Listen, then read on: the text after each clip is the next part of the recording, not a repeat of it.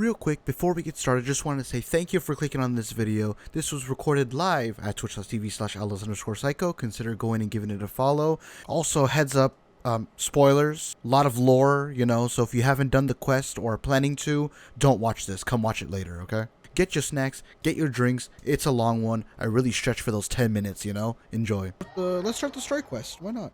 Let's get it started. I want to know about the story, the lore. Give me the lore. What do we need to do? To the stars shining in the depths. Chapter 4, Act 3. A tea party most thorny. Fuck. We need to go underground. Alright. So we're back at the Spina de Rosas. De Rosula. And now we're gonna go talk to them. Can we go see Silver again? I want to talk to Silver. Yep, there's the room, and it's empty and waiting for us as promised. Navia is such a good person. Now that the serial disappearances case has been solved, no one's going to come after us for anything. Even without Silver standing guard, we can just completely relax. Why don't we stay and rest up here for a while? Even machines in Fontaine need to stop and recharge now and then. If we wanted to rest, couldn't we pick somewhere with a decent view? Oh, come on. This place isn't that bad.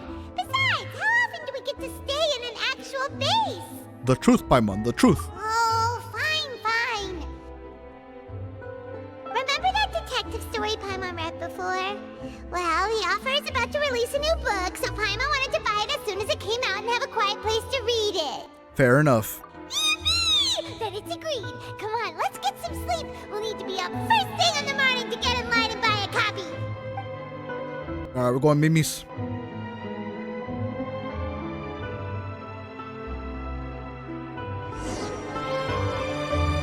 Paimon didn't expect that style at all.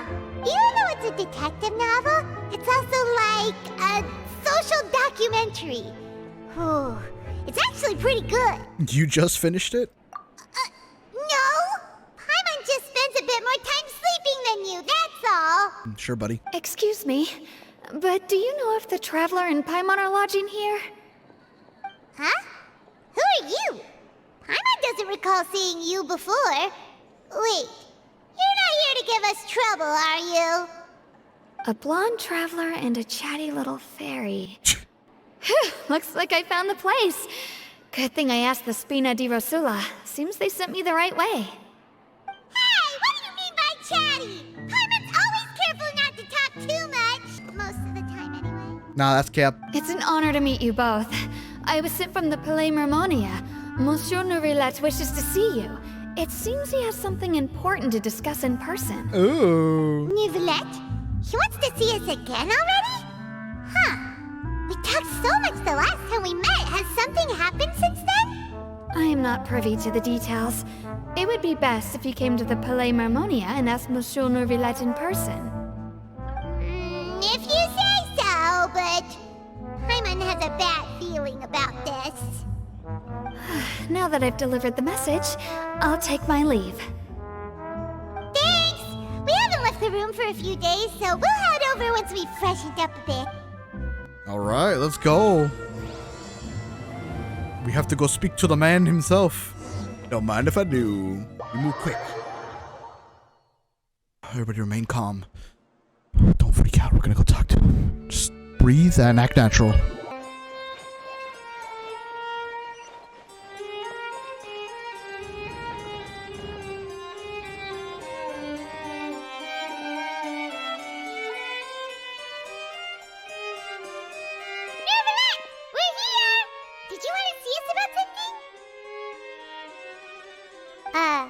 Huh?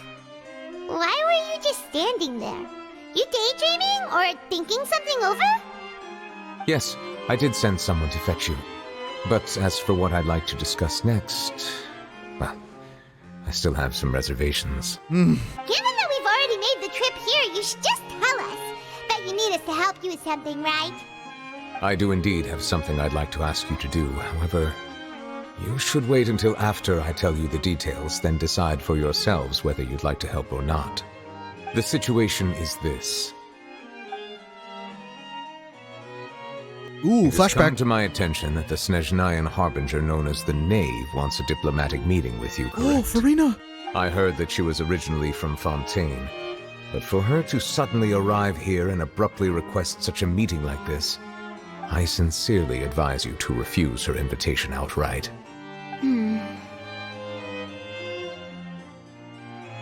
I'm sure you're aware that her purpose is most likely related to Child's recent predicament.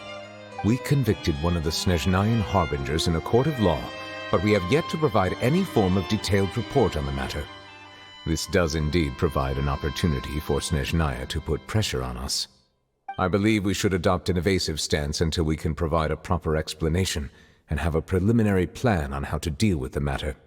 No, we shouldn't. I think we should agree to the meeting. Oh?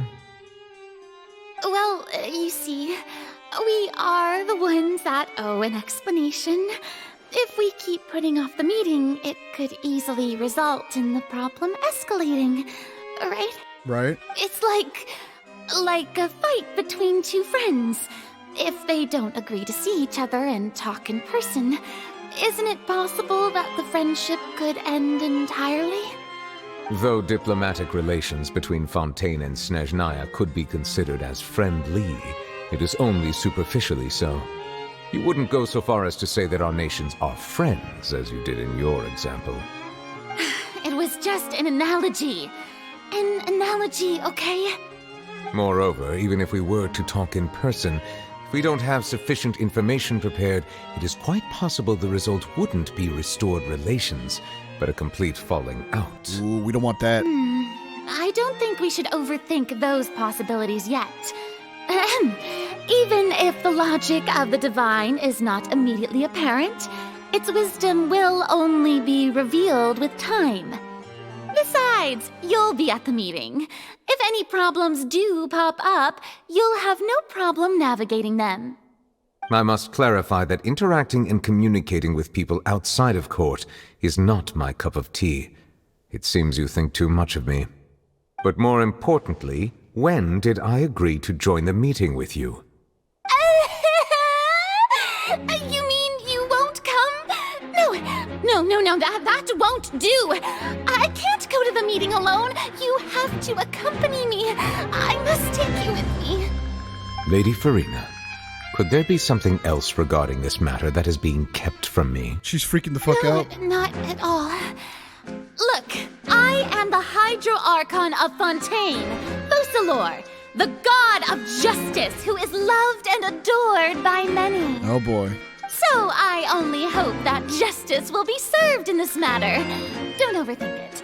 I'll go find someone to arrange the meeting.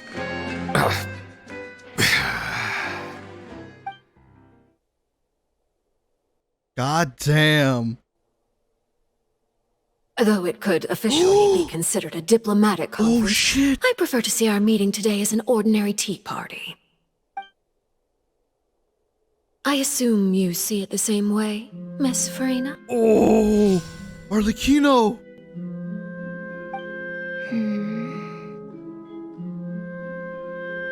Lady Farina? Yes, that's right. Just like you said, a tea party. I should thank you for providing the pastries. They look delectable. To make this tea party even more lively, I've invited someone else to join us today. It's a pleasure to meet you, Monsieur Neuvillette. I was born in Fontaine, so naturally, there's no need to introduce the nation's revered Eudex to me. Hello. The pleasure is also mine. First, I would like to thank the two of you. I'm often away on business outside of Fontaine, and I'm told that the children of the House of the Hearth have been well taken care of by you. Oh, I'm not referring to when my children, Linny and Lynette, were falsely accused by you. Please don't misunderstand.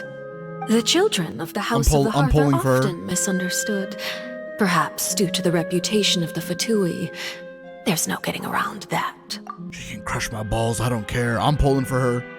I think she's coming at 4.5, but since she's one of the Harbingers and I'm collecting the Harbingers, I do need to get her. All I meant to say is that Fontaine has been stable in recent years. The people are well off and the children lead happy, fulfilled lives. That is something truly worth cherishing, and no one wishes to disrupt such peace. Now then, you have come regarding the matter of child, correct? Well, yes. It appears the ever-busy Iudex Nuvilette doesn't wish to waste time with diplomatic pleasantries, and hopes that we can get straight to the point of our talk. Yes, as you surmised, understanding child's situation is indeed one of the goals of this trip. As we are both diplomats from Snezhnaya as well as Fatui Harbingers, Child and I have always been colleagues. Were anything to happen in Fontaine, each of us would serve as the other's attorney to resolve the issue. So now, in my capacity as his attorney, I request that Child be turned over to Snezhnaya. We have a responsibility to cooperate with Fontaine and resolve what has happened to him together. The rules governing attorneys only apply before a trial has concluded. Since a verdict has already been rendered, we see the case as settled. I apologize for being unable to grant your request. An outright refusal.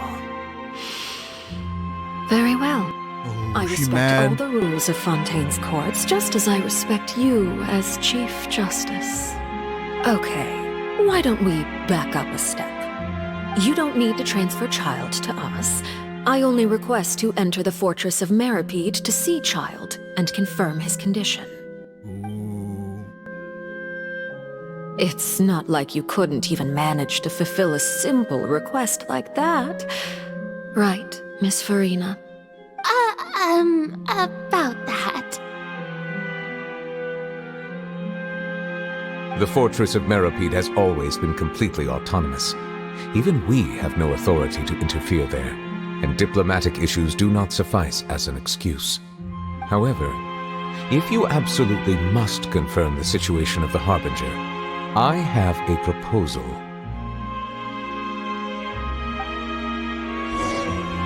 Oh, they're gonna leave us with They that? showed up already? Well, Linny did say that Father will be returning soon. We didn't even know that Linny was from the House of the Hearth at the time, so we kinda overlooked that information. Please be careful, Nuviet. The knave won't be easy to deal with. Yes, thank you for your kind advice. I'm well aware of the situation. I also noticed that Lady Farina acts a little odd and unnatural whenever I bring up matters related to the knave. Could the knave be threatening Lady Farina or something? If that were the case, then why wouldn't Lady Farina inform me? And what means could the knave possibly have to twist the arm of an Archon? She got some leverage somehow. So maybe that's not very likely. Even though Farina can act a little weird at times, she's still an Archon. In reality, this problem is even more thorny than it appears. According to reports from the Fortress of Meripede, Child recently disappeared under mysterious circumstances. God, did he escape? The details are still unclear. We cannot rule out an escape, but there have also been no reports of him outside of the Fortress of Meripede. Special guards oversee the fortress, and its internal systems are extensive. Combined with the special characteristics of the surrounding terrain, an escape should not be possible. I suspect that there's something else behind Child's disappearance. Bruh. I was only willing to share this information with you because you are friends of Child, and it is my duty to see justice done. So this is what you wanted to see us about before. Yes. I would like you to go to the Fortress of Meripede and investigate Child's disappearance. Alright, bet. This was my proposal during our meeting with the knave. Rather than allowing her to intervene, I offered to send someone to find out about Child's situation and report back to her in detail. The knave did not seem satisfied by my proposal, but she still agreed to go along with it for the time being. Her words were, "We will talk more once we have that report." So that means we bought ourselves some time. Wouldn't it be more convenient to have an official from Fontaine do this? Firstly, you're already acquainted with Child. Your eyes may discern relevant details there that others would miss. And secondly, is the consideration of the unique nature of the Fortress of Meripede. What do you mean by that? Isn't it just Fontaine's prison? I would not define it so crudely. The Fortress of Meripede is not affiliated with the court system of Fontaine on paper. It has always existed as an autonomous entity. Early in Fontaine's history, criminals were punished with exile, not imprisonment. Even today, sentences against convicted criminals still include exile, just as before. The Fortress of Meripede may seem like a prison, but it should in fact be regarded as a gathering place for exiles. All we do is dispatch guards to keep watch and help maintain security, but we have no right to get involved with any other matters. So it's not really a prison then, it's more like a separate society, I guess, another city. Although I do have a personal relationship with the administrator there, neither myself nor the courts have the right to be directly involved with the investigation, no matter how serious the grounds. Oh, Paimon gets it now. That's why you need us to conduct our own investigation as a third party, right? Correct. I will arrange false charges against you so that you may secretly investigate inside the fortress during your detention. This will save us a lot of unnecessary trouble. We're going to jail! Are you two willing to accept my proposal? Well, Child is our friend after all. Yeah, no matter how you look at it, it seems we're the best choice. Alright, we hereby accept this difficult task. Reluctant. Did we get, like, arrested and everything? Is it like a whole scene? Wait, we have to break the law. You two have my sincere thanks. This matter is of critical importance to Fontaine's current situation. Also, I hope that both of you can keep this operation a secret. We will rendezvous at the Fortress of Meripede's entrance on Erinius once you've prepared yourselves. I will arrange for someone to take you inside. Prepared ourselves? Is there something we need to prepare? Perhaps you could enjoy a good meal and have a nice bath. I'm afraid that living conditions inside the fortress are nothing like those on the outside world. Oh, right! Even though we'll be there on trumped-up charges, we'll be in prison for real. Dude, that's gonna be wild. Wait. On second thought, is it too late to back out? We've already agreed, Paimon. Just accept it. Please do not worry. Since you are sacrificing both your time and quality of life for the sake of delivering this report, you will be compensated according to the highest standards permitted to legal staff, regardless of the outcome. Now that's more like it. Come on, traveler, let's go eat the best meal we can find. We'll eat so much that we won't need to eat another meal for a whole month. You're a treat. Shh. Are you leaving now? In that case, please take this cake as a token of my personal gratitude. Ooh, cake. I'll take your cake. What? Well, we're gonna go have our last supper, and then we're getting arrested. Cool. Cool. Hopefully we don't run into any other characters. Like, I don't want to talk to Linear or Lynette, because we have to keep the secret. We're low-key. I'll have that, and that. Oh, and one of those two. Ooh, and no Fanta, thank you. You sure ordered a lot. That cake was pretty good. But as soon as Paimon remembered that we're about to go to prison, Paimon's stomach suddenly became completely empty.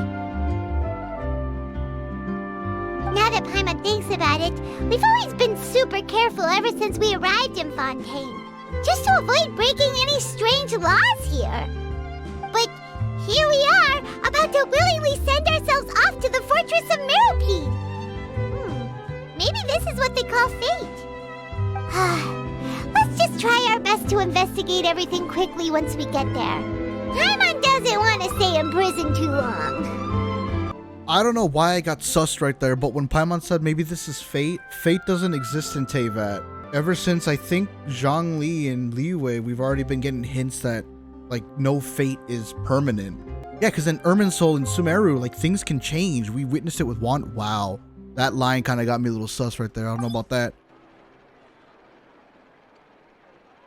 Oh, what is that I hear? Oh, shit. Is it the taste of a breaking story? Perfect. Hey, you can't hear a taste. And what are you doing here, Charlotte? Oh, don't remind me. I invited an eyewitness to a case to eat here, and I was planning to get some great material out of him, but he didn't even show up. Ah, calm down, calm down. This is nothing new. As a journalist, you should be used to this by now. As long as you can score some juicy tidbits from the traveler, you might still be able to recover the cost of the meal. You know we can still hear you, Charlotte. never mind. It's nothing. I just heard you mention the Fortress of Meripede. You didn't commit a crime, did you? Please tell me all about it. No way! We would never! We're just going there to...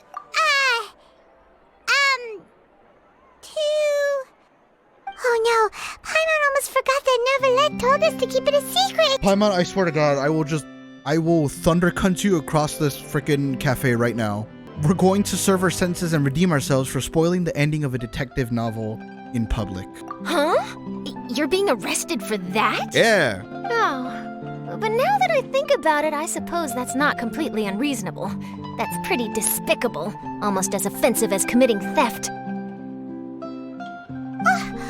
You mean Paimon really did something that serious? See, I told you, Paimon. Sorry, Paimon really messed up.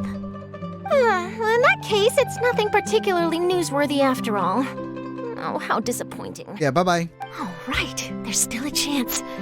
Since you're going to be at the Fortress of Meripede, would you be willing to help me gather some material for a story?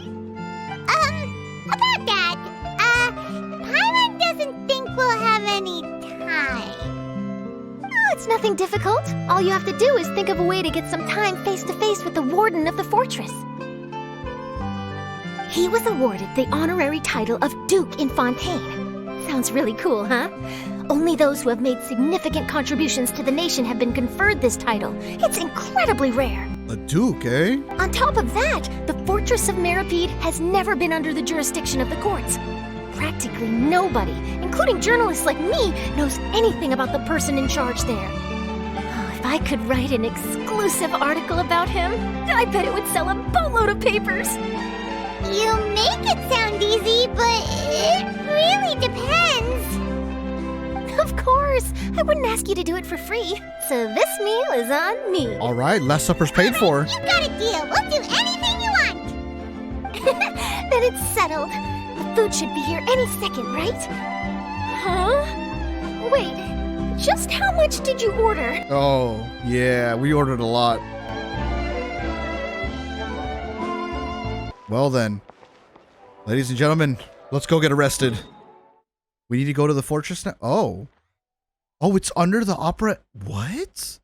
The entrance to the Fortress of Meripede. Wow, it is. It's under the freaking the court.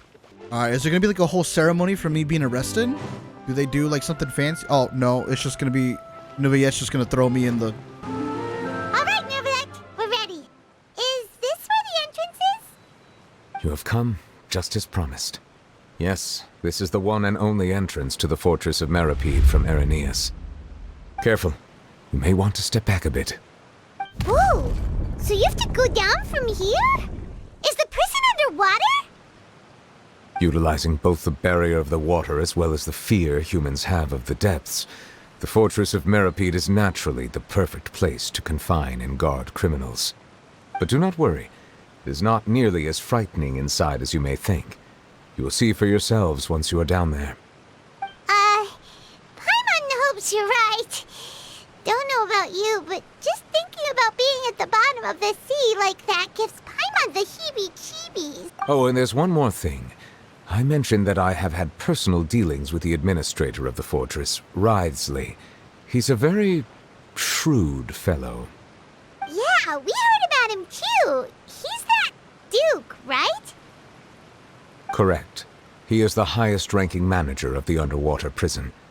Even though you are going there to investigate at my behest, it would behoove you to avoid any confrontation with him or any of his subordinates. I like the way he said behoove. The Duke rarely ever leaves the Fortress of Meripede, but that does not mean he is not privy to all that is happening inside and outside the fortress. He is quiet, but not unaware, so please bear that in mind. He is quiet but not unaware. I'll keep that in mind. All right. That's about all the time that we have to talk privately. I'm counting on you two. Don't worry, we won't let you down. Good. Madeline! I'm here, Monsieur Neuvillette. These two are the newest convicts, I presume? Don't worry, they won't escape on my watch. Oh, shit. Like we would try. We could Please do it. follow me, you two. I'll process your paperwork for entering the Fortress of Meripede. A tea party most thorny. Ride the lift and enter the fortress of Maripane. Huh. So this is what it feels like to be a criminal in Fontaine. You two seem to be taking this pretty well. It's rare to see convicts in such a good mood. What can I say? We're seasoned criminals. We're the baddest of the bad. We're bad dudes. Don't drop the soap. I ain't gonna drop it, but if somebody else drops it, there better be some quick time event where I'm like, ooh, you know? We have to get our mugshot, right? Good thing I look fabulous.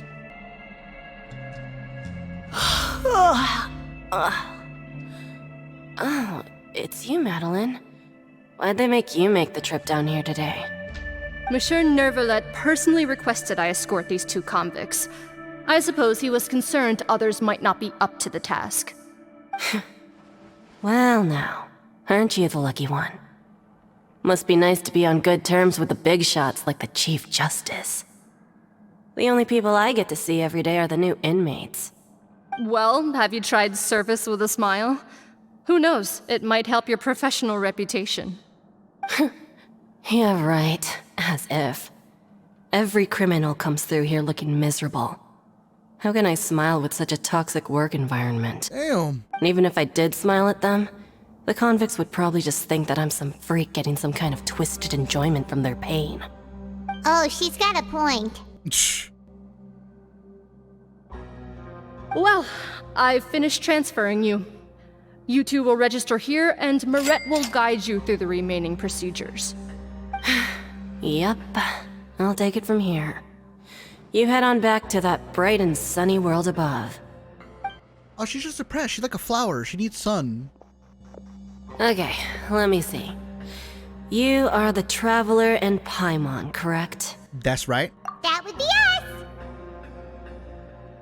Let me confirm your charges and sentence. Let's see.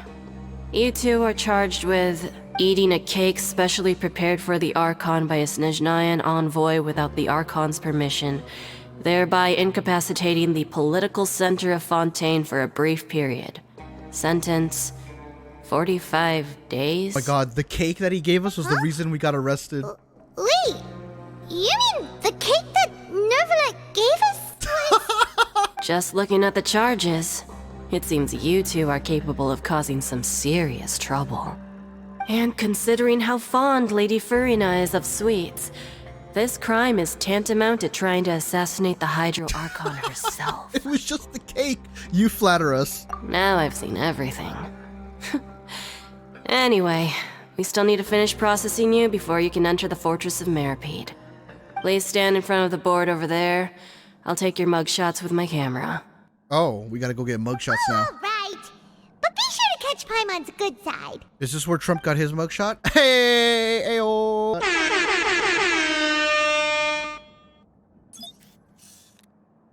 Can I smile? Oh, okay, we're just serious. Oh, and the profile?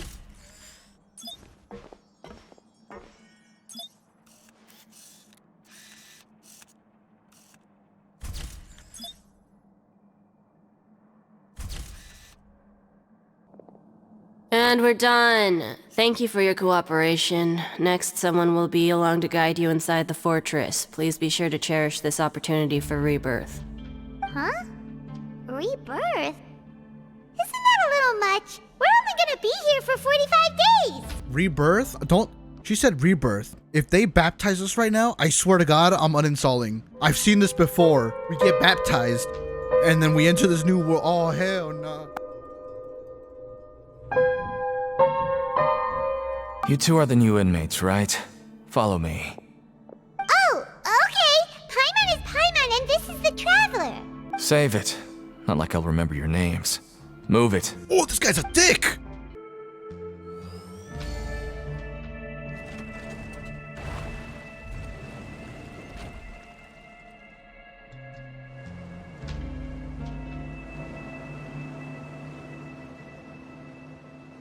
Are we in?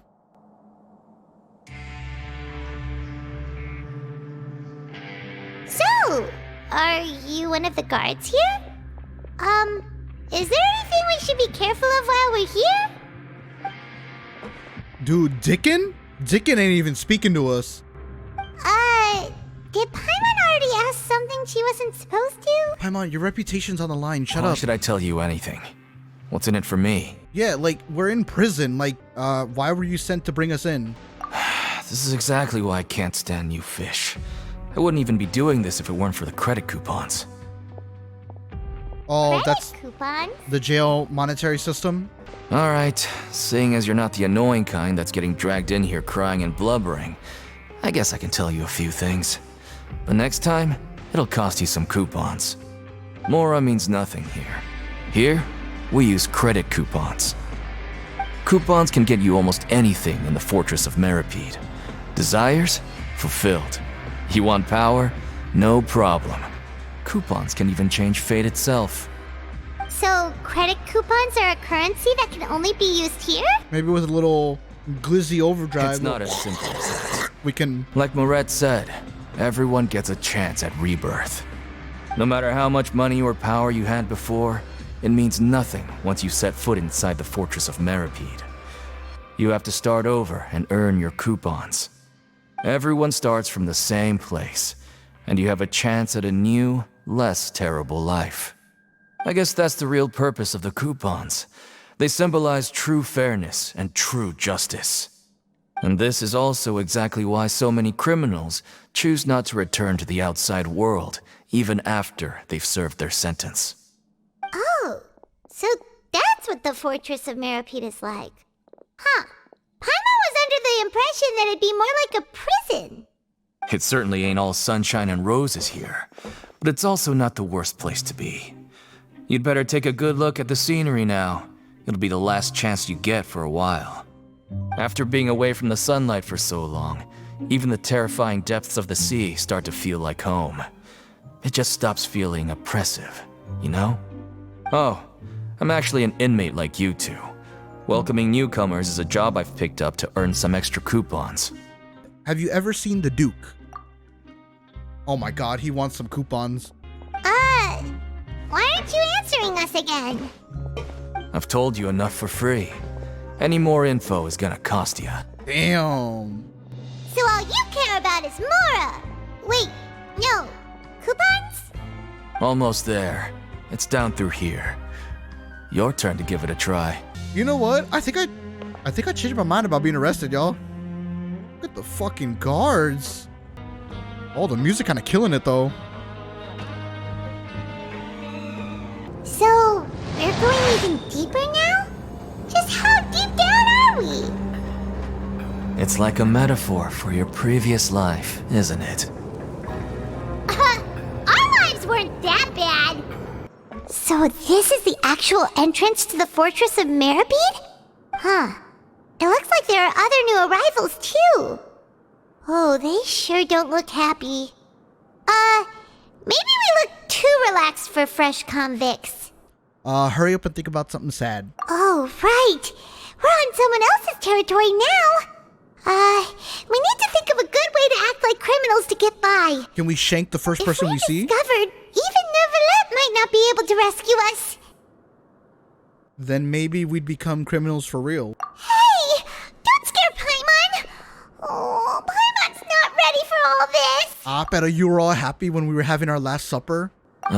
Look, I don't really know you, and I have no idea what kind of crime you committed, but you wouldn't have happened to anger someone important, did you? Someone important? Paimon doesn't think so. Wait, why are you suddenly trying to talk to us now? Prison gossip. Now's not the time to worry about that. Anyway, it's over there, so you just go on over there by yourselves. I've done my job, so good luck. Jesus.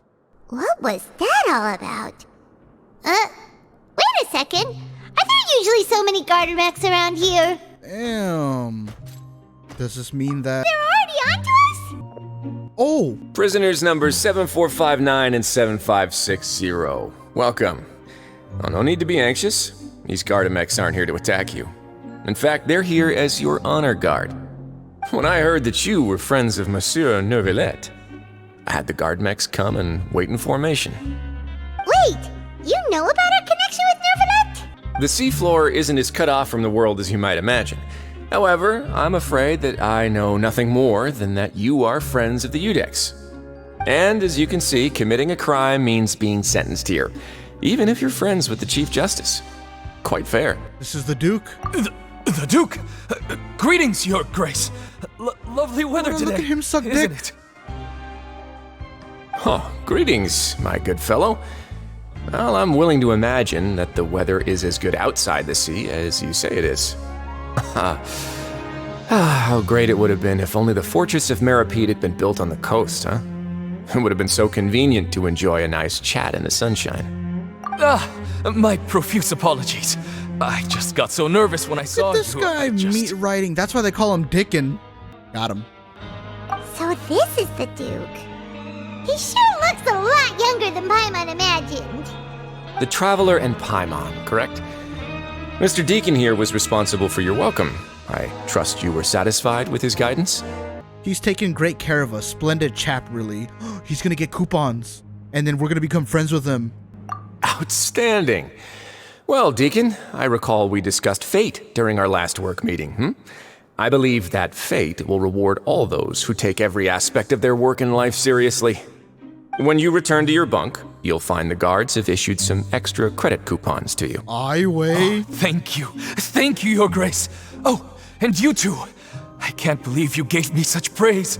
If you need anything in the future, anything, please come find me anytime. No credit coupons necessary. Well, I believe that concludes the introductions. Deacon butt. We've already taken enough time here. Deacon, if you would. Yes, Your Grace. I'll take my leave now. Yeah, give him a little nod. Go ahead. Go bye-bye now. Please, follow me. To make you feel more welcome, I'll show you around the various facilities of the Fortress of Meripede. I hope it'll help you adjust to life here. Right. He's going to personally give us a cure? Huh. Paimon can't figure out what this guy's thinking at all. Let's just roll with it for now. We're in prison, man. It's different down here. No wonder Charlotte's so interested in him. He's one of those mysterious types. Alright, let's keep up with him. Alright, boy, get ready for some lore implications. Jacob said, you can't change your fate. That is false. In this game, fate is an illusion. We've already been through multiple story quests over the past 3 years that have hinted at fate not being a thing, you know? And the main reason, is this motherfucker right here. He used to be a bad guy, but he went back in time and changed his fate, rewrote his story in Irminsul, which is what keeps the history of Teyvat. The reason we remember is because we are not of this world. We are an alien. We invaded Wamu. I named him that because he has wind attacks. He attacks with wind, like wind blades, and you know Wamu got the wind attacks. It's a JoJo reference. Shut up, boy, shut up. But it's funny because in this game you can change your fate, and he is the main evidence to prove that fate can be changed in this world. However, everyone else in the land of Teyvat does not know that you can change your fate and change your past and change the future. We're the only ones that remember this because we are not of this world. So it's funny that you bring that up, Jacob. But yeah, Tina also, they keep talking about fate. It's getting me real sus. I'm over here like, I feel like I'm an imposter in Among Us. Fucking, it's weird because they keep mentioning fate, and that's what's throwing me off a little bit. But yeah. Alright, back to being prisoners. Which one of you motherfuckers am first? Like a moth to a flame. There's no need to be so reserved. The label of criminal is nothing but one of many identities, and being criminally inclined here at the fortress is just one of many ways to survive. Is it really okay for the warden to think like that? We're real criminals, you know. What if we're too difficult to handle? Well, then maybe you'll be able to carve out a name and a place for yourselves in this underwater world, But before you go in swinging, please remember that in the Fortress of Meripede, it's better to not cause trouble for yourself or for the guards. Nah, watch me, bitch. I'm about to cause so much havoc you wish I never got arrested. What's my favorite scary movie? I don't like scary movies. Now, we've arrived at a very important place. the Coupon Cafeteria. You can come here and claim one welfare meal each day. Only one meal? Bruh. Welfare meal? You mean it doesn't cost anything? That's right. Criminals are essential to Fortress operations, so we must guarantee that they at least have the basic means to survive. But that's not how it was. Back in the day, it cost your reward coupons just to get a cup of water here. Damn. For fish like you who just arrived with nothing, you'd have to go to work hungry until you earned enough coupons to eat. It was only after His Grace became the administrator that we got the free meal rule. Now everyone gets a square meal every day, even no-good slackers who've never picked up a wrench in their whole lives. Nobody starves to death here. In the Fortress of Meripede, credit coupons are the only currency, and everything must be purchased. In some sense, you could say using the coupons is a form of trade. But trade is always conducted by people. So if we want trade here to prosper, we need everyone to work hard and live their lives. If nobody could even afford a meal, then the whole fortress would be up in arms. That would only make things more difficult for me.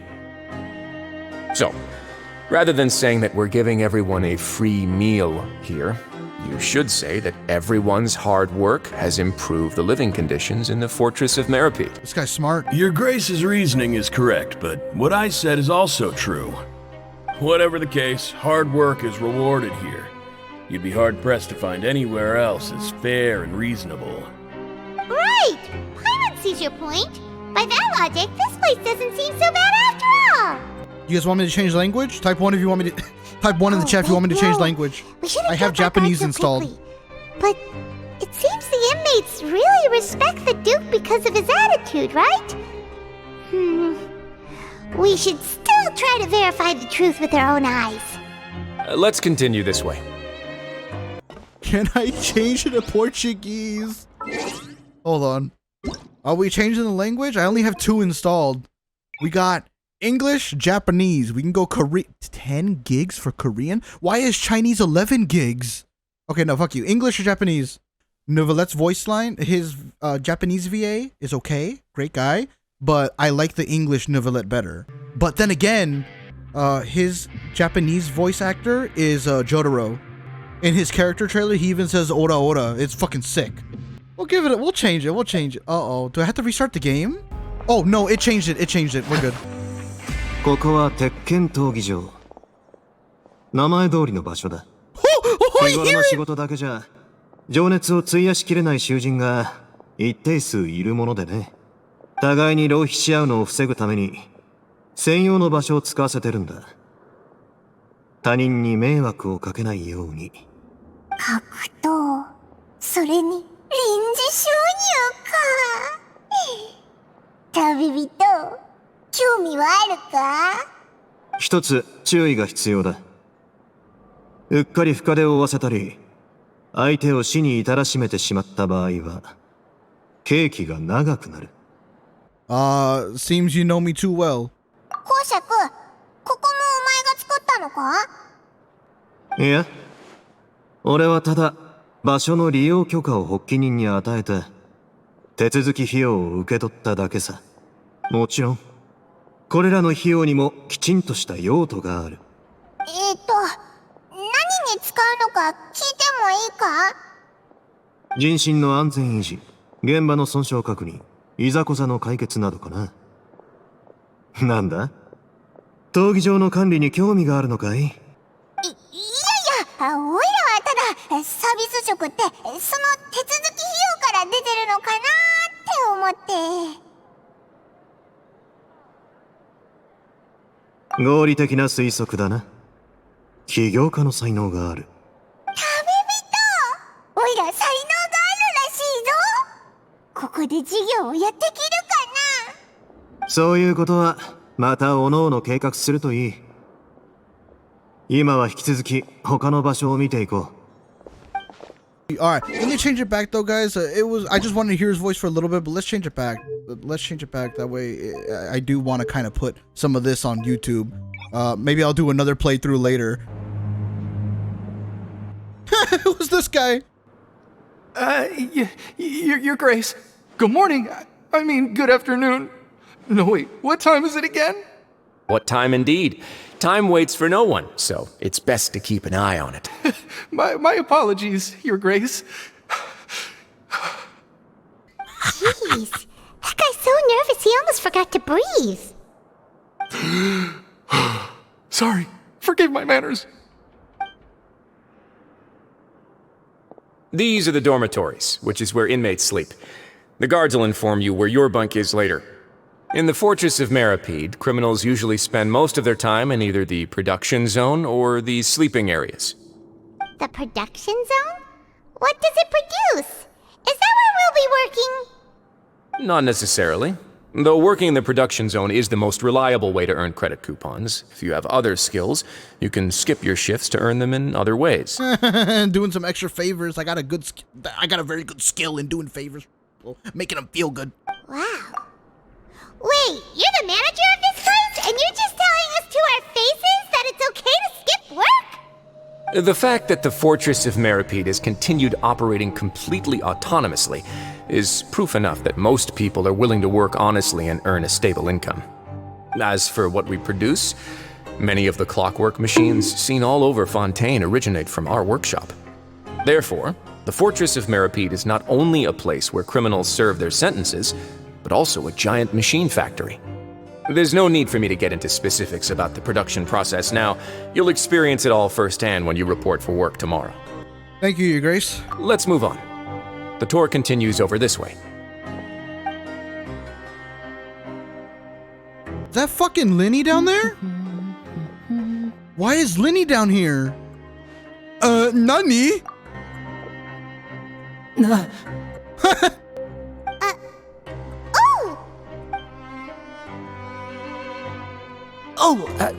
You really scared me there. I didn't expect to see you here, Your Grace. I thought maybe I was so tired from work that I was starting to see things. The only thing you should be seeing is the work in front of you. Stay focused and keep up the pace. Oh? Is something the matter? It's nothing. Paimon's just worried about how hard we'll have to work tomorrow. Can we talk to him? Oh, he's gone. Motherfucker dip like that.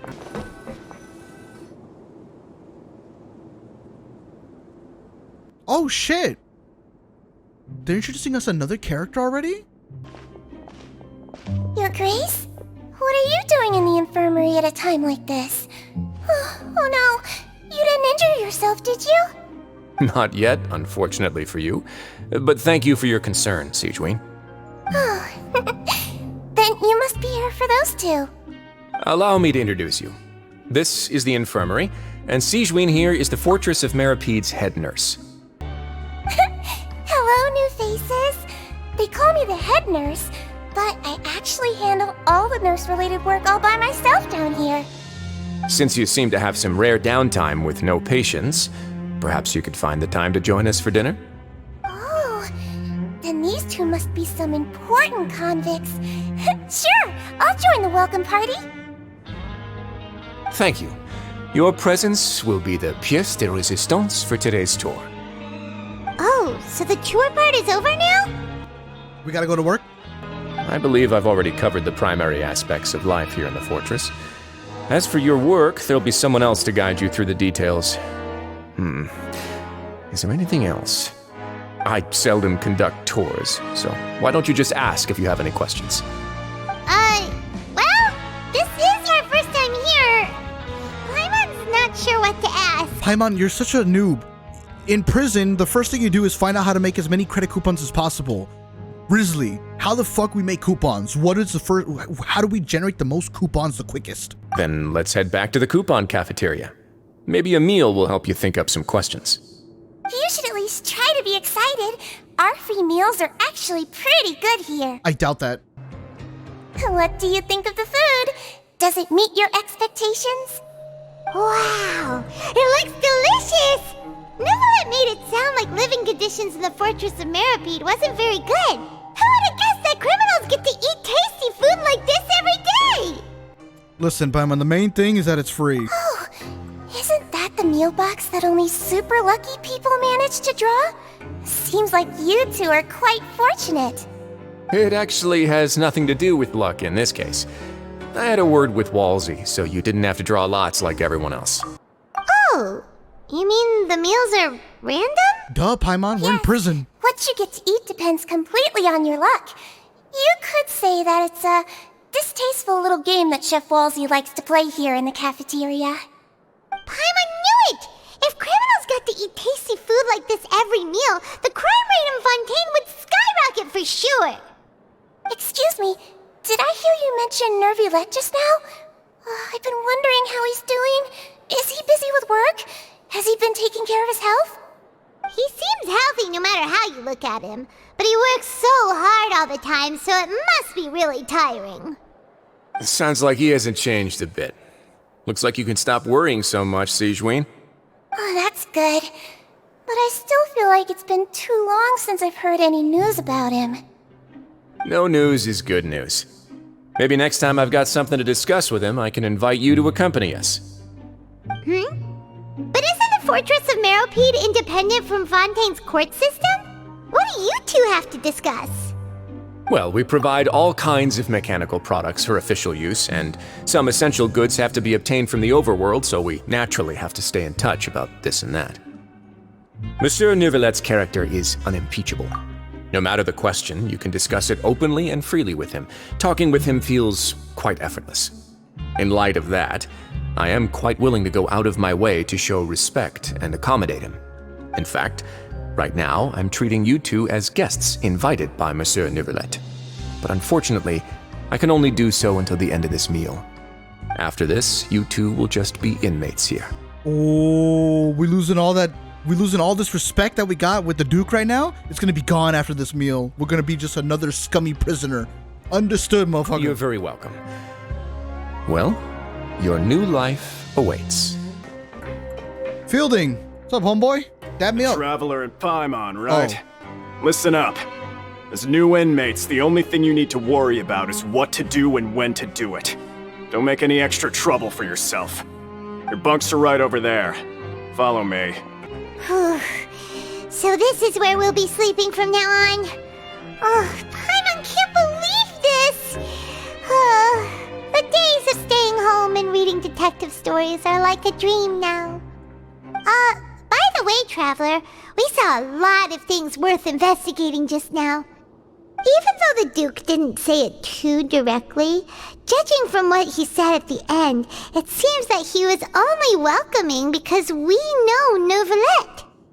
We are criminals, and Paimon did eat that cake, but we're actually here to help Neuvillette. They can't know that though, Paimon.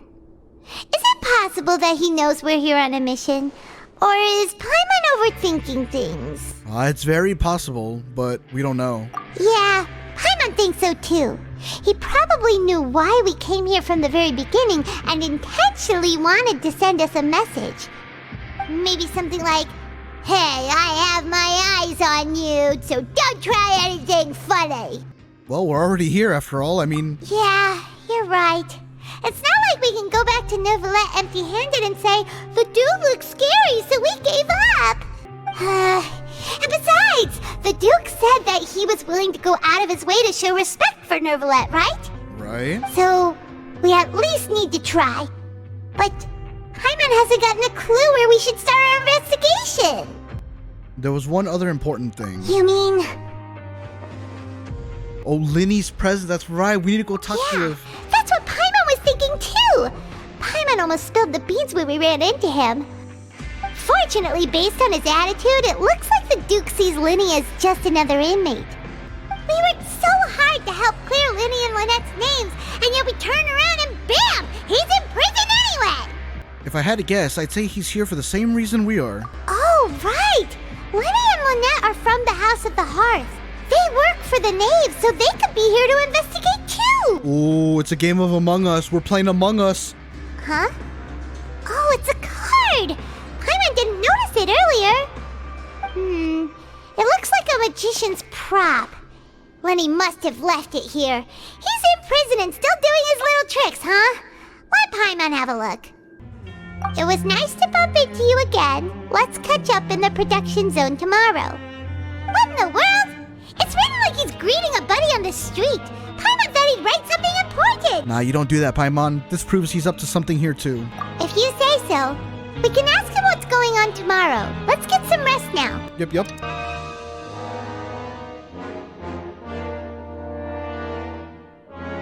Hey, you're finally awake! Time to work? You're up early today, Paimon. Well, it's Paimon's first day as a prisoner. Last night, Paimon dreamed about getting interrogated by the guards until Paimon told them everything, and then Paimon woke up. You told them everything? Hey, come on! It's just a dream, okay? Paimon wouldn't really squeal. Maybe. Hey, lazy bones! What are you still doing here? If you don't want to starve, then get yourselves over to the production zone. Sorry! We're going right away! Hey, buddy. Sup, G? Ah, you must be the catch of the day. Looks like you've got some luck getting assigned this space. Yep, we just arrived yesterday and... Don't interrupt me when I'm speaking! Oh! Yes, sir. Listen carefully to my instructions. I don't want any mishaps. Every machine here is worth more than the both of you. Working around these machines can be very dangerous. Do your job well, and you can eat in the cafeteria after your shift. Get sloppy, and you dine in the infirmary. Anyway, the Fortress of Meripede doesn't want to lose a single one of its machines. And it also doesn't want to waste the production potential of any inmate. You got that? Got it! Your job is to use the machine over there to process widgets. Watch carefully, and make sure you step on the pedal at the right time. If the machine gets jammed, then give it a little maintenance with your fist. Here, take this.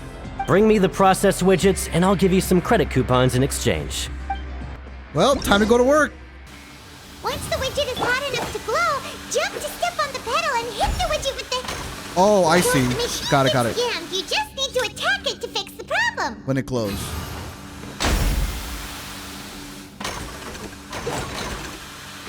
God damn. Do we have to do this for hours? That'd be kind of funny.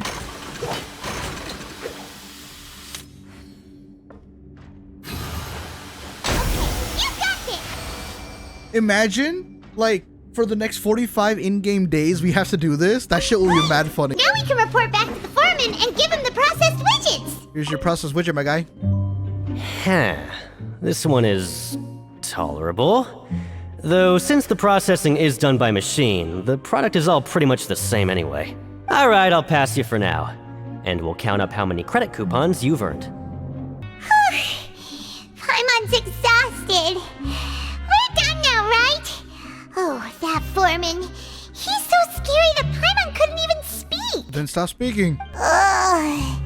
Even though Paimon's starving and wants to head straight to the coupon cafeteria, we still need to meet Lenny first, right? Yep. He probably just finished up his work, too. He should be around here somewhere. Hey, over here. Oh, you scared Paimon! How did you appear out of nowhere like that? Oh, you scare so easily now? Is there something worrying you these days? You little... The only thing we're worried about was trying to find you. Sorry. Come over here and keep it down. That's hard. Paimon can't do that. Oh, Lynette! You're here too! You two really are inseparable. That's right. Meow, My meow. brother simply can't stand to be away from me. Well, they both in jail. What'd they do? It's not just Lynette. Fremine is also here. Oh my god. Do you still remember him? Yeah, the scuba kid? I remember him. Oh, you mean that diver from the House of the Hearth, right? Pyro remembers seeing him in the Court of Fontaine before. Now hurry up and tell us, how did you end up as criminals this time? We fought so hard at court to prove you were innocent, but now it looks like our incredible court battle was for nothing! Sadly, even the teeniest of things can land you in prison these days. I put together a street performance and used the popularity we gained from the Opera House incident to attract a big crowd. And then? Next, I invited several audience members to participate in the show. And then, with the entire audience watching, their wallet suddenly disappeared. My brother was charged with theft, and I was charged as his accomplice, having assisted him in his crime. It really isn't that bad. The missing wallets are all in the leftmost drawer of the Maison Gardiennage's big filing cabinet, We just need to see how long it takes to discover them. Yep, we should be released then. In terms of the magic trick itself, I think the performance went perfectly. Leave it to Lenny to magic himself into prison. The question is, what are you two really doing here? Indeed. Last time I hid my identity from you, I promised that I'd tell you absolutely everything if you were angry about it. No more secrets. I hate you. So I don't plan on keeping anything from you this time either.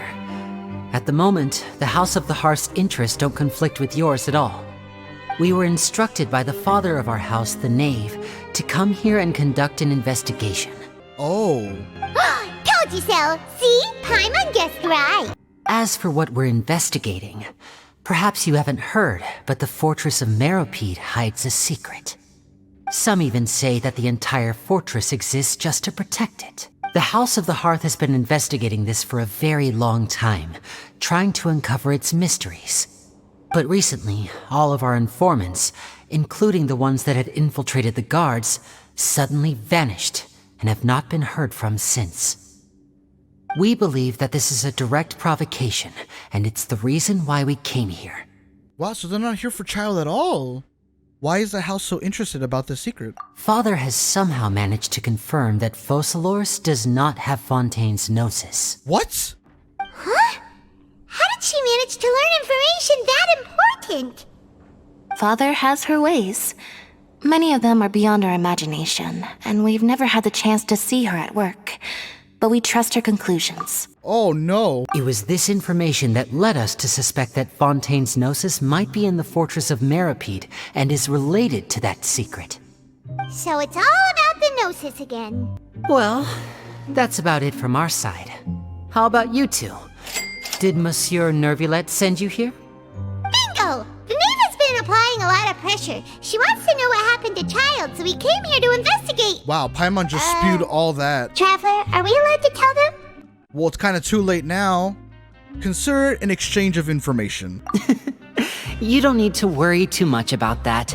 She's just asking for a report on Master Child's predicament as a means of pressuring you. Father used this situation as a pretext to negotiate with two high-ranking officials in the court of Fontaine. She actually just wants to be able to make concessions on this matter for gains elsewhere, almost like a bargaining chip. Sometimes you need an excuse to do things you otherwise couldn't. And a harbinger is more valuable than you might imagine. Of course, it's not a complete farce.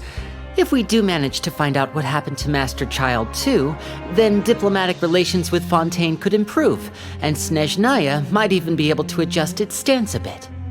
Is it just Paimon, or does it feel like we're the only ones who actually care about Child's situation?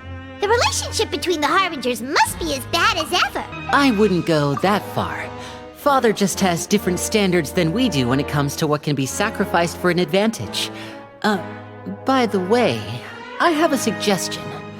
Why don't we team up? Even though we have different objectives, we're both here to investigate the fortress of Meropide. It would be more efficient for us to work together. As you know, the House of the Hearth has many reasons to seek the Gnosis, but our highest priority remains resolving the prophesized crisis. You can trust us on that. Sorry, I must refuse, yeah. See, I told you. We're gonna be doing our own shit, thank you very much. So? Sure enough, it won't be easy to convince them to cooperate with us. Lenny seems to be thinking pretty hard about something. Of course he is. Lenny has been looking forward to a chance to reach an understanding with you ever since last we met. Or, I should say, we were really looking forward to teaming up with you this time. Yeah, no, sorry, I ain't doing that. Just tell them everything, why don't you? Nope, we ain't doing this. We ain't doing this with you, boy. It's okay to open up a little.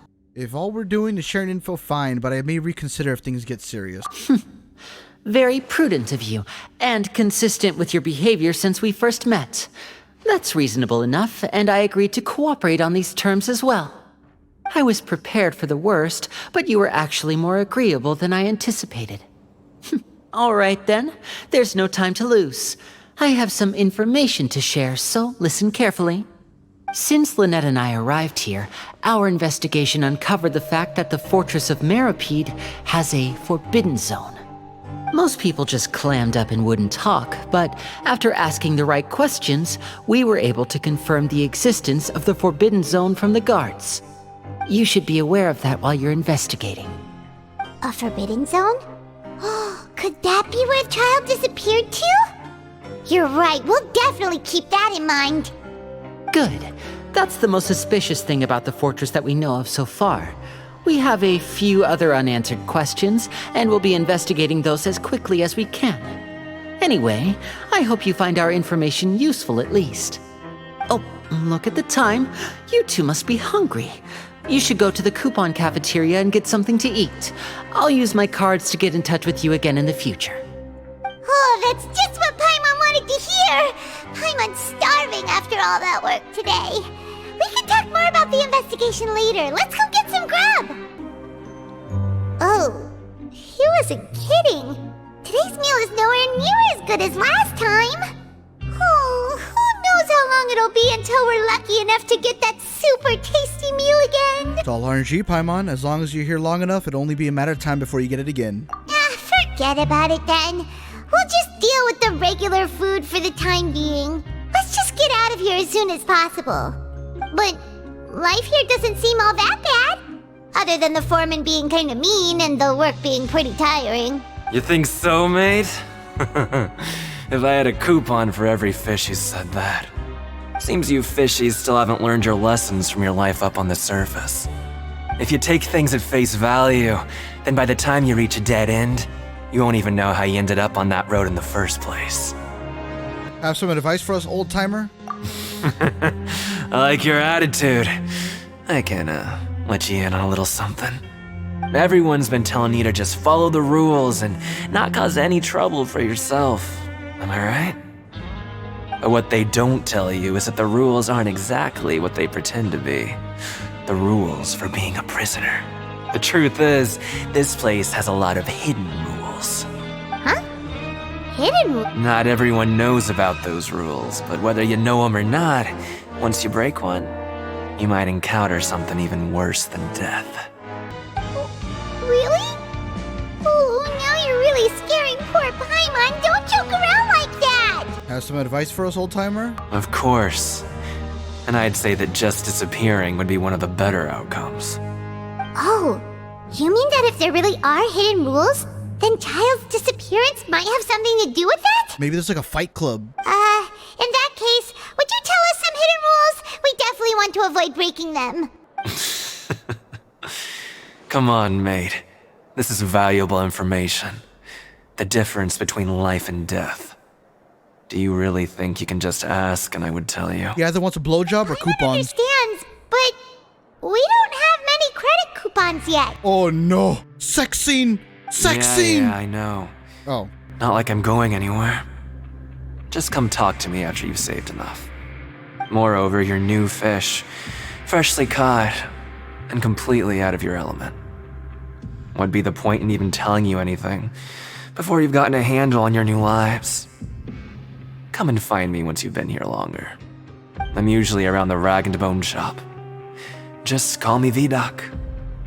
Bye-bye now. He left. Just like that. Huh. Do you think he's just trying to scare us into buying fake information from him? That's true. Is it possible that someone would just disappear? But I'm still interested. Yeah. It might be a good place to start in our investigation.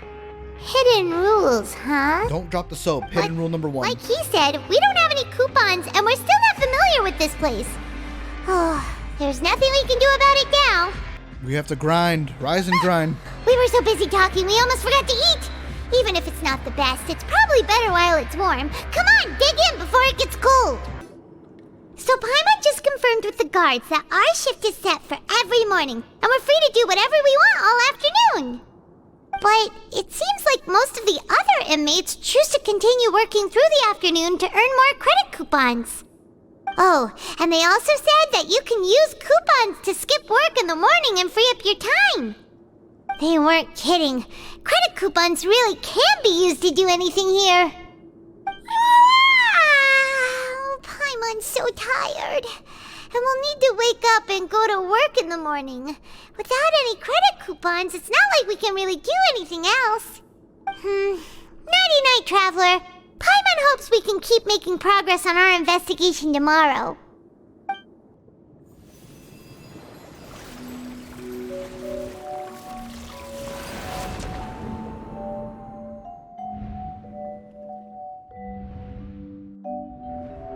Oh shit! Child! We found him.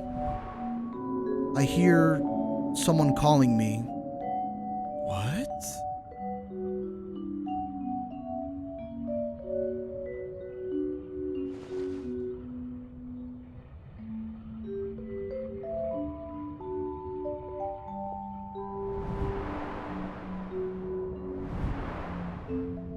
What's going on? What did he hear?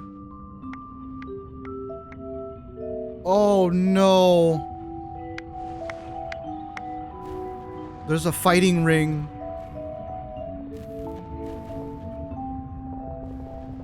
Oh shit.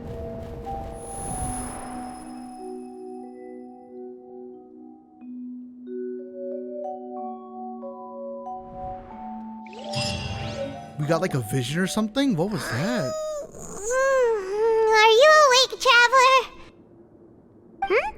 What's wrong? You seem to have something on your mind. Did you dream about something last night? Gasp! I dreamed of child. Rather, in the dream, I was child.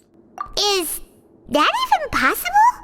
Unless it wasn't an ordinary dream? Oh, we do have his delusion.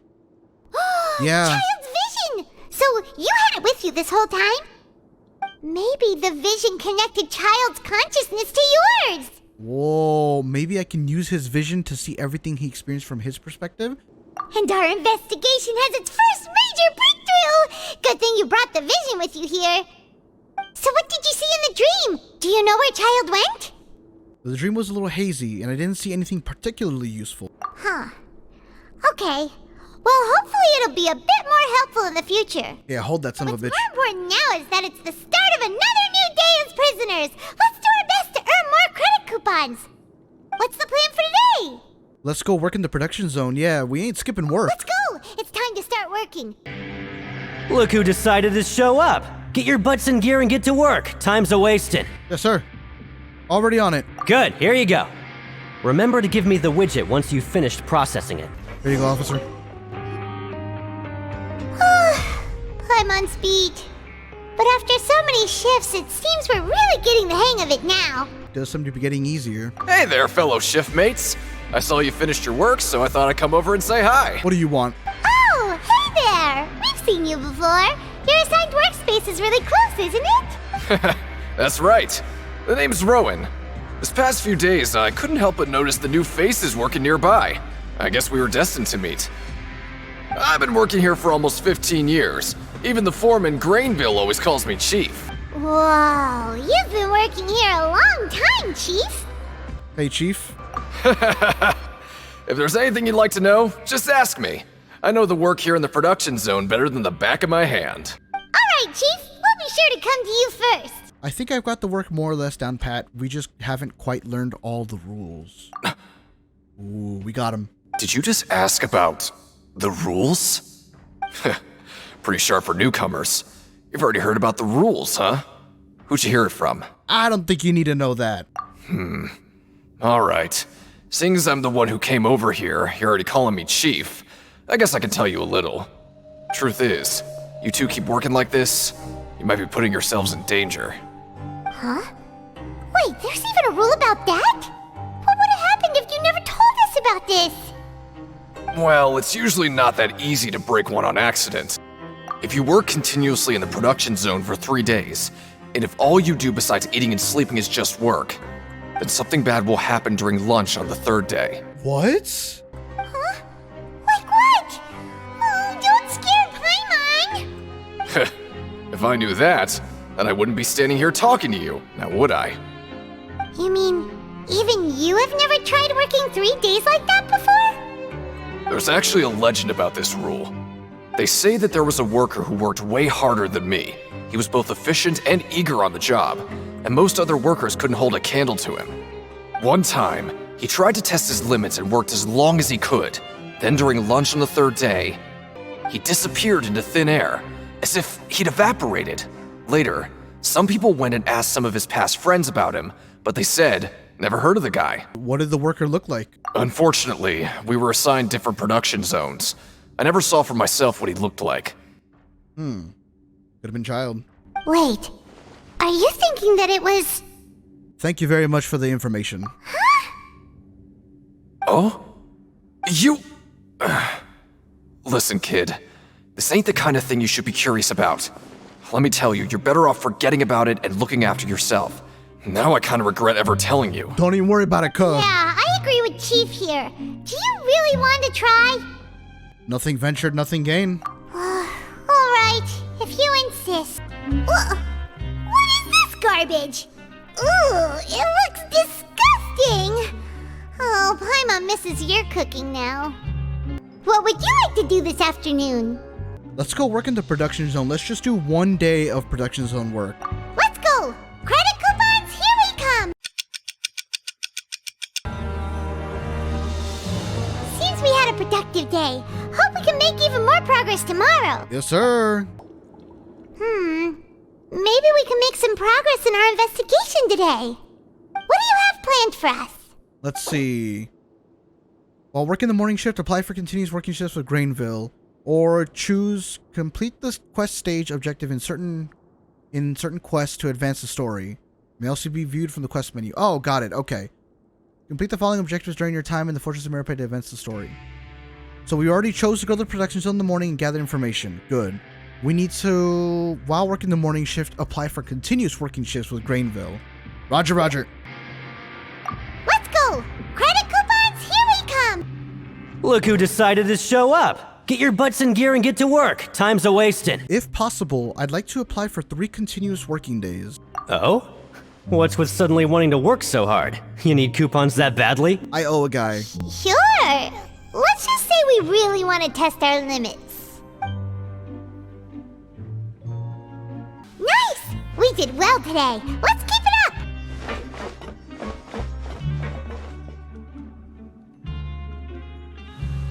You probably ain't never seen 2 prisoners work this hard before. Ooh, Paimon's had it.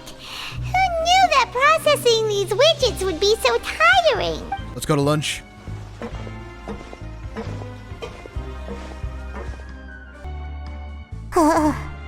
That's it. Paimon doesn't even have the energy to talk anymore. Is it time to eat yet? Come on, lunchtime for Paimon. Let's go. We're out of here. Thank you. Oh, they're moving so slow. Oh, that was so good. Oh, Paimon's exhausted. It's just work, work, and more work. Paimon's little body can't handle this much longer. Wait a sec. Now that Paimon thinks about it, haven't we been working non-stop for 3 days now?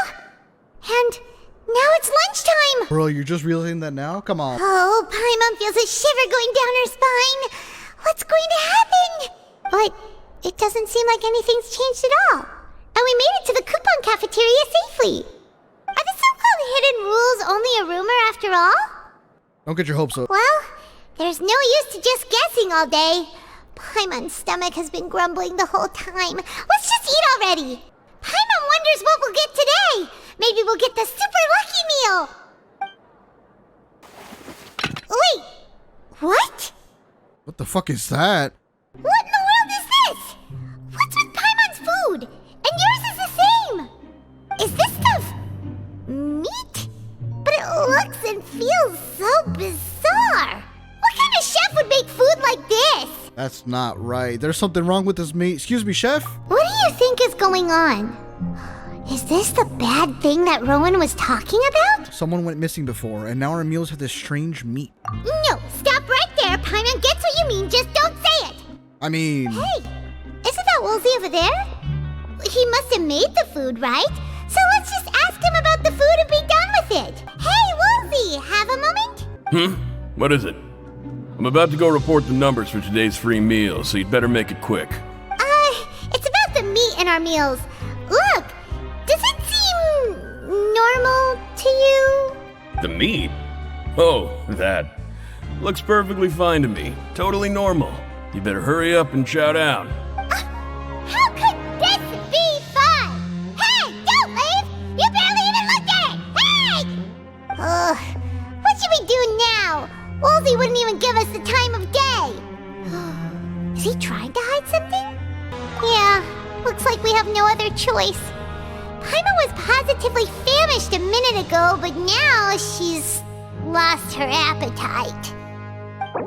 The strange meat. The strange welfare meal received after violating the hidden rules of the production zone.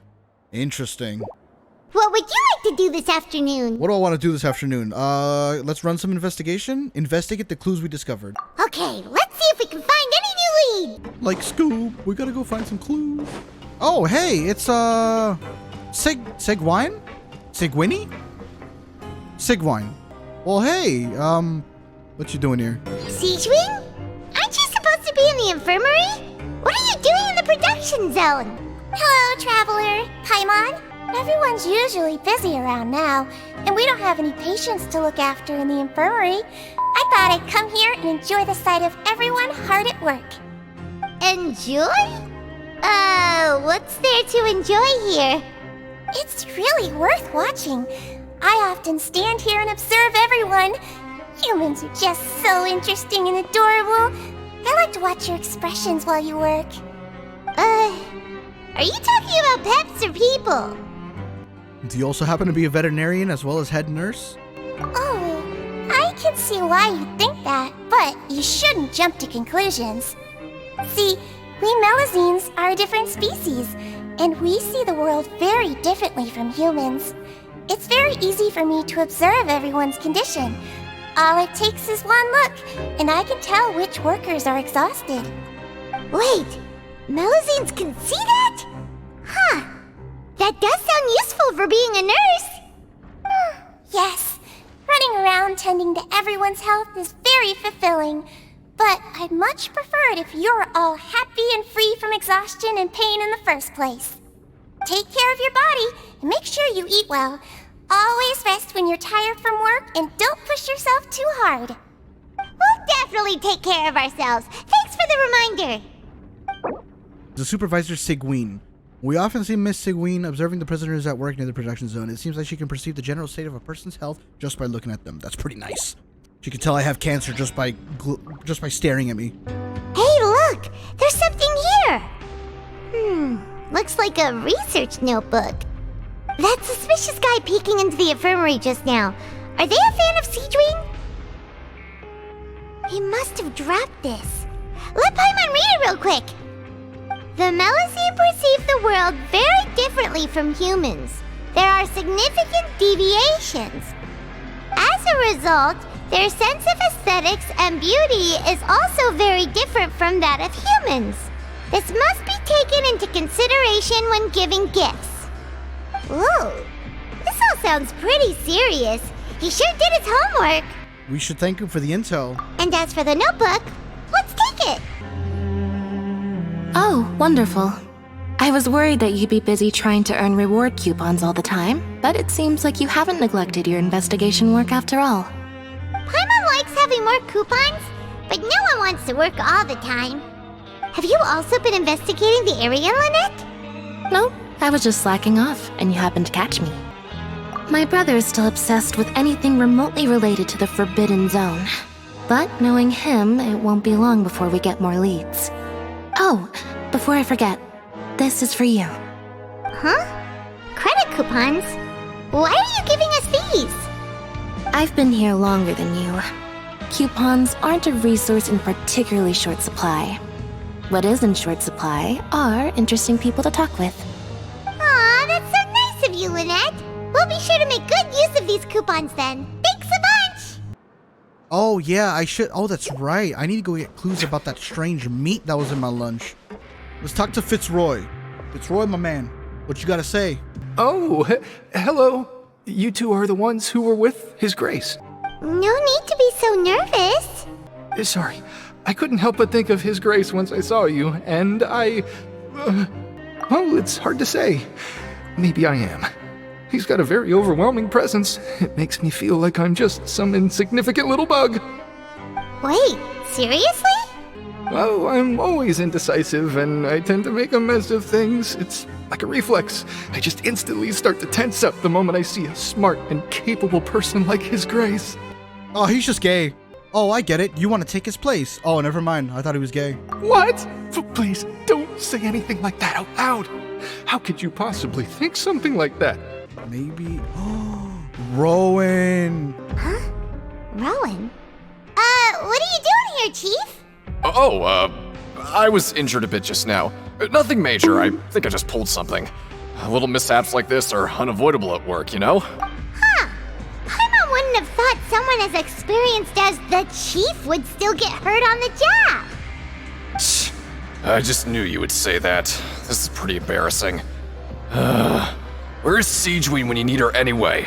The one time I need to make a quick trip to the infirmary. Oh, you mean she wasn't in the infirmary? Yeah. The rumors say that there's never anybody in the infirmary in the half hour before lunch, and nobody knows where Siegewein gets off to. Huh. That's actually really strange. Siegewein's always super dedicated to her work. Where else would she possibly go? Forget it. I can take care of a small sprain like this on my own anyway. No need to trouble her. The empty infirmary. I've been told that the infirmary is always empty for the half hour just before lunch. But what could Siegewein be doing during that time? It's Dick and Butt. Let's see what he's got to say. Hey, it's the Traveler and Paimon. Will he be nice to us now since we put him in good standing with the Duke? No need to tease me, okay? I won't trip on the same step twice. Listen, I feel ashamed about last time. Thank you for praising me in front of His Grace. Here are the extra credit coupons he gave me. I'd like you to have them. Huh? No, we couldn't take them. They're your reward after all. But when I was welcoming you, I didn't do anything but give you the stink eye. Come on, I insist. These coupons are nothing compared to getting the attention of His Grace. I won't take no for an answer.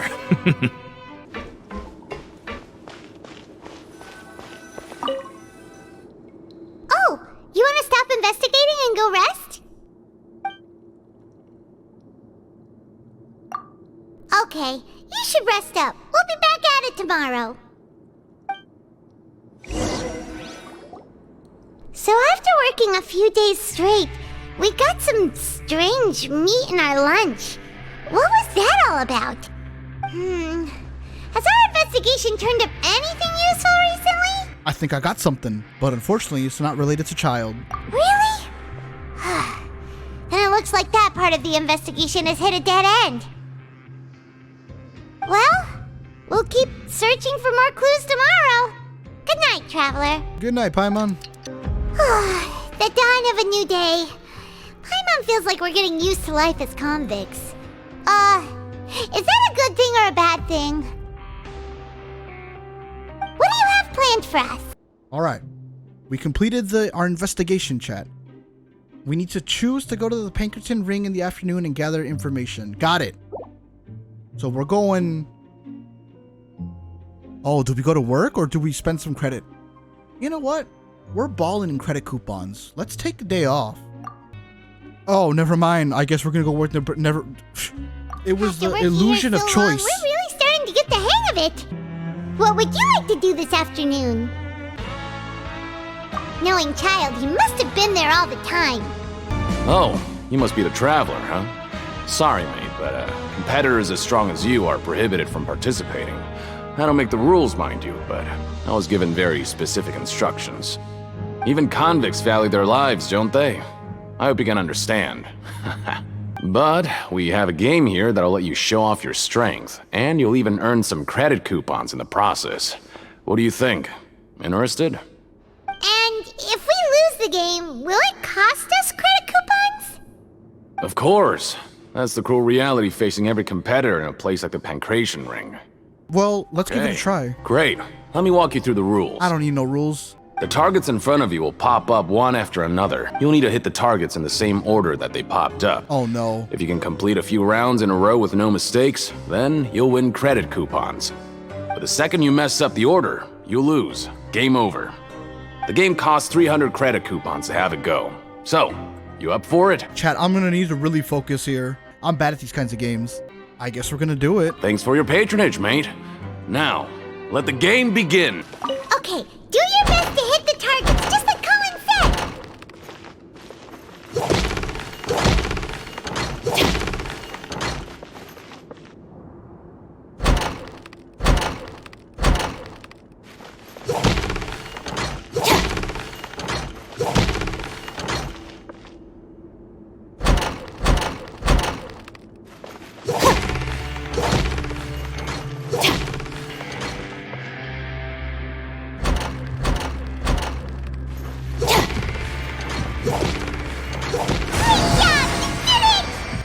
That would have been embarrassing if I got that wrong. Your strength really shouldn't be underestimated. Now I get why you're prohibited from participating in any official fights. Nobody who values their life would be willing to get in the ring with you. You flatter me. However, you two haven't tried betting on the outcome of a Pancration match yet, have you? Just go talk to Rusimov. Buy a ticket for whichever fighter you think will win. There's a big payout if the fighter you support comes out on top. But we don't know anything about the fighters. How can we possibly know who to support? That's normal. Just watch a few matches and get a feel for the fighters. It won't be long before you can pick winners in your sleep. He's got a point. Why don't we give it a try? If we have enough coupons, we could probably bet at random until we figure everything out. Bet at random, huh? Well, how should I put it? It's not like you can't do that, but I'd advise you to give it some more thought first. Huh? We shouldn't get too carried away.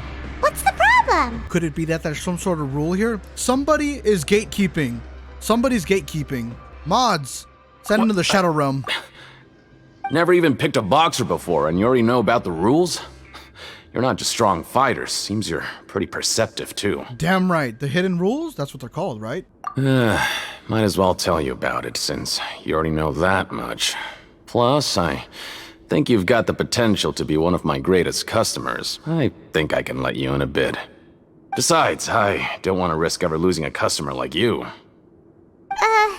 Is it that serious? Okay. The hidden rule here is, if you buy both boxers' tickets and support them both, something bad will happen the next morning. We're betting both. So the rule is that we shouldn't pick both boxers in the same fight. But if anyone actually did that, wouldn't they be guaranteed to lose coupons? Who would do that anyway? And what do you mean by something bad will happen? How would I know? Not like I'm stupid enough to do that. But I've heard a story about the rule. According to the rumor, there was a masked boxer who possessed incredible skill and power. None of his opponents even stood a chance against him. However, in the final match, the organizers told him to take off his mask. He refused and never showed up to the fight. And after that, he was never seen again. Some say he died, or that he was taken care of by the event's organizers. But everyone remembers that he was someone who cherished honor above all else. In his eyes, supporting both boxers in a match would dishonor the competition itself. So you mean it's like a curse? He'll take vengeance on anyone who does that? Do you know anything about him? No, he was always wearing a mask, like he was intentionally trying to hide his identity. I don't even know anything about his past. Traveler, do you think that boxer was... Thank you very much for the information. Huh? We will? You're not serious, are you? Look, here I was just trying to be nice and warn you, yet here you are trying to break it on purpose? Yeah, it sounds pretty scary to Paimon. Nothing ventured, nothing gained, Paimon. Seems you've made up your mind. Just be sure to protect Paimon, okay? Betting on both fighters will set you back about 3,000 credit coupons. If you have enough, then go ahead and give it a try. Just don't come running back to me if something happens. Seems we had a productive day. Hope we can make even more progress tomorrow. Oh, Paimon doesn't want to get up. Paimon still feels completely exhausted from yesterday. Oh, we have 4,100. Let's go bet. Planned for us. We're gonna go bet, Paimon. Yep, we got it. Go to the Prankerton ring after earning 3,000 credit coupon. Are you two here to buy tickets? Better be quick about it. Another match is about to start. Whoa, nice cut. Who are the boxers in the next round? We have the reigning champ, Le Grappler, versus a contender from the Eastern Prison Block, Demon Horde. Are those their nicknames, or did they choose those names themselves? Either way, super weird. Since you're new around here, I'll help you out and give you a little suggestion. Even though Le Grappler is the crowd favorite, Demon Horde is a first-class dark horse with incredible potential. Anyway, for this match, I recommend that you pick... Huh? For both fighters? I can tell you're new to this, but I didn't think you were completely clueless. Maybe you don't quite understand the rules, no? Let me try to explain again for you, more clearly. You see... Oh, no need. We're aware that we're going to lose coupon. Wink, wink. Alright then, if you're absolutely sure. Remember, no refunds once you buy the tickets. Yeah, we got it! Just shut up and take our coupon! Damn, Paimon! Hey, Prison's finally getting to Paimon. She's snapping. She told a man to shut up. Aw, looks like we won't get a chance to sleep in as long as we're here. Let's get to bed early. Alright. Hey, Traveler. Paimon. Package here for you. It's a pipe bomb. The next time you buy something, go pick it up yourself. I'm not a delivery man, you know. Huh? A package? For us? Did you buy something? Paimon's not quite awake yet, so why don't you go take a look? I didn't buy anything unless this is... Ah, right! Yesterday we broke the hidden rule and bought tickets for both boxers. Oh, maybe this package is the bad thing that Colin said would happen. Paimon suddenly feels wide awake. Wait, maybe let Paimon go hide somewhere first. Just call Paimon after you opened it. Hey, wait! Paimon's still here! Don't open it! Ah! Boom! Oh, doesn't seem especially scary. Huh? What is it? Are you okay? Let Paimon take a peek too. They sent us some Gatorade?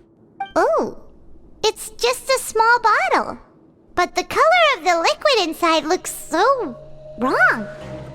Almost like... Rumor has it that a boxer went missing, and the liquid in the bottle obviously looks like blood. Yeah, we're gonna make it look like blood. Alright, that's enough of that. No need to say it out loud. Paimon already knows what you're trying to say. Do you want to give it a taste? Ugh, no way. Get that stuff away from Paimon. Seems we'll have to investigate. Paimon thinks we shouldn't open the bottle until we figured out what's going on.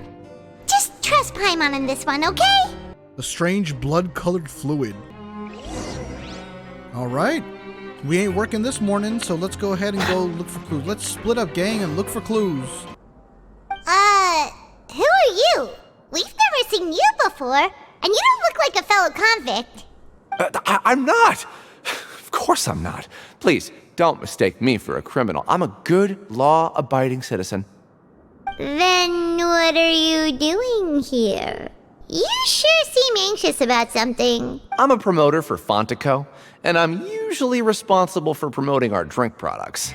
I thought I could complete my task here quickly and return to headquarters, but I've been here way longer than I anticipated. Oh, a promoter from Fontico? So what kind of problem did you run into? I'm so upset. It's all because of that Duke. After discussing the company's promotional plans with him, he told me outright that my project was worthless. However, in light of our long history of successful collaboration, I still tried to patiently explain the details. However, to my surprise, he just cut me off while I was speaking. Let me take a moment and recall his exact words. I'm just gonna stop you there and say no. If anything, I'm saving you time.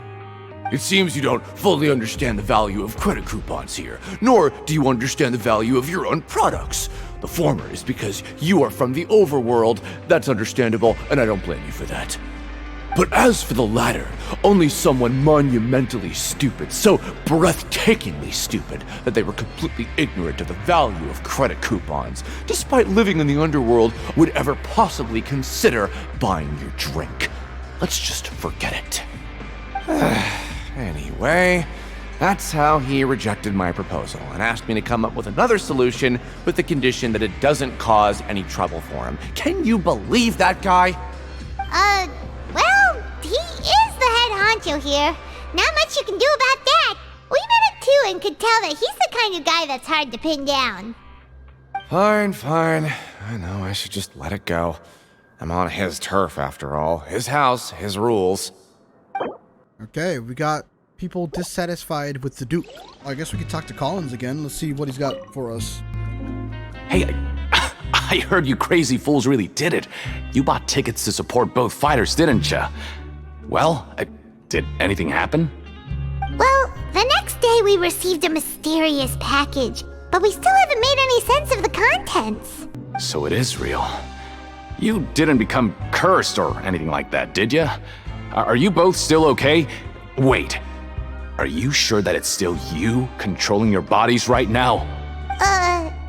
Paimon's not sure. What do you think, Traveler? Is Paimon still Paimon? Only you'd ever ask such a question, so I'm pretty sure you're fine. Oh, okay. Well, that's good. Yeah, you two don't seem to have changed at all. But I wouldn't let your guard down just yet. Still, I didn't expect you would actually do it. You'd actually throw away coupons like that just to satisfy your curiosity? I'm special. Even if we bought tickets like everybody else, it's not like we could hope to earn any coupons. When it comes to things like this, it's always the organizer who makes the real profits. Hey, just what are you trying to imply? The Pancration Ring is an honest business, and we really don't make much from selling tickets. We make so little that even the current tournaments can only be held thanks to funding from the producer of Fanta. Oh, so it's the company that manufactures Fanta sponsoring the events? I thought all of this was thanks to the Duke's support. Let's just say it's a mutually beneficial arrangement. They reached out to us first, hoping to promote Fanta products in the fortress of Meropide. That's kind of sus. I don't know about mega corporations dealing with these little guys. Especially prisoners, you know, or rather exiled people. Anyway, you try and take extra good care of yourselves these next few days, you hear? Okay. Yet another corrupt mega corporation. Love to see it. Hey, what are these papers scattered all over the ground? Are they registration forms or something? Maybe not. Every page has the Fontaco symbol on it. Maybe it's some flyers from the company. Let's take a look before anyone else shows up. Okay. But if someone catches us, they could accuse us of trying to steal the company's secrets, couldn't they? Bro, we're already criminals. Oh, you're right. Guess there's nothing to worry about then. Let Paimon have a look here. Without assistance from the Fontaine Research Institute, development of the new product has been slow, and some researchers on the project have voiced concerns. We have no choice but to let the new product undergo the first phase of promotional trials without a designated name or packaging. We will adjust the direction of future development according to feedback. We have decided to only conduct closed, small-scale trials for the time being. Sure doesn't seem like anything unusual. The company is just trying to develop some new products besides Fanta. But it sounds like things aren't going well at all. There's gotta be some ulterior motive. Easy. Let's put these papers back where we found them and make it look like nobody went through them. Okay, good. So they're testing they're beta testing some shit, probably causes cancer, but they want to test it on the people who are exiled first. That way they can't get sued or anything. Bam, I just forgot the story. You're welcome. Wanna grab something to eat? Okay. Just a regular meal set. Guess Paimon shouldn't get her hopes up. What would you like to do this afternoon? Good question. We should probably go to work. Let's see, we do some work, get some credit coupons. A mysterious box? A bottle of crimson liquid? Paimon still doesn't know what to make of it. Do you have any ideas, Traveler? I think I've got something, but unfortunately it's not related to child. Same Really? thing. Maybe we'll have better luck tomorrow. Okay, so we've investigated 2 of the hidden rules. Paimon didn't think this prison would have so many weird things going on. We'd better pick up the pace with our investigation, otherwise we'll never get anywhere. Yeah, let's skip work for now and put our time to good use. Hey, isn't that Vidoc over there? Is it just Paimon or are there fewer people than usual here today?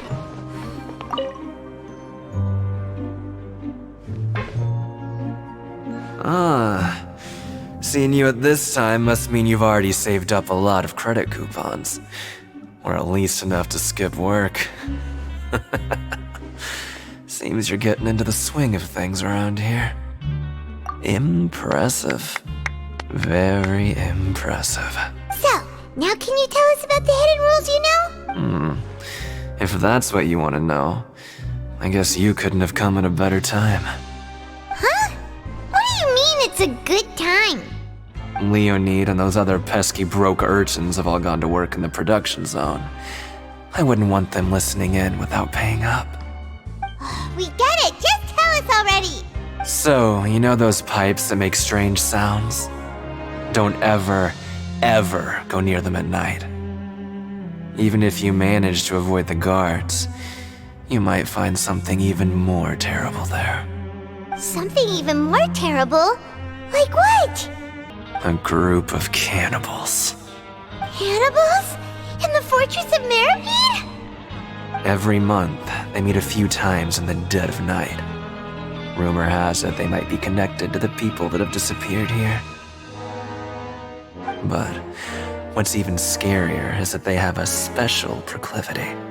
Since they have no way to dispose of the leftover remains, they have ways to transform them into other forms and keep them in the fortress forever. Paimon might already know what you mean by other forms. So that's what's going on here. Oh, Paimon's stomach doesn't feel so good. Is that really true, though?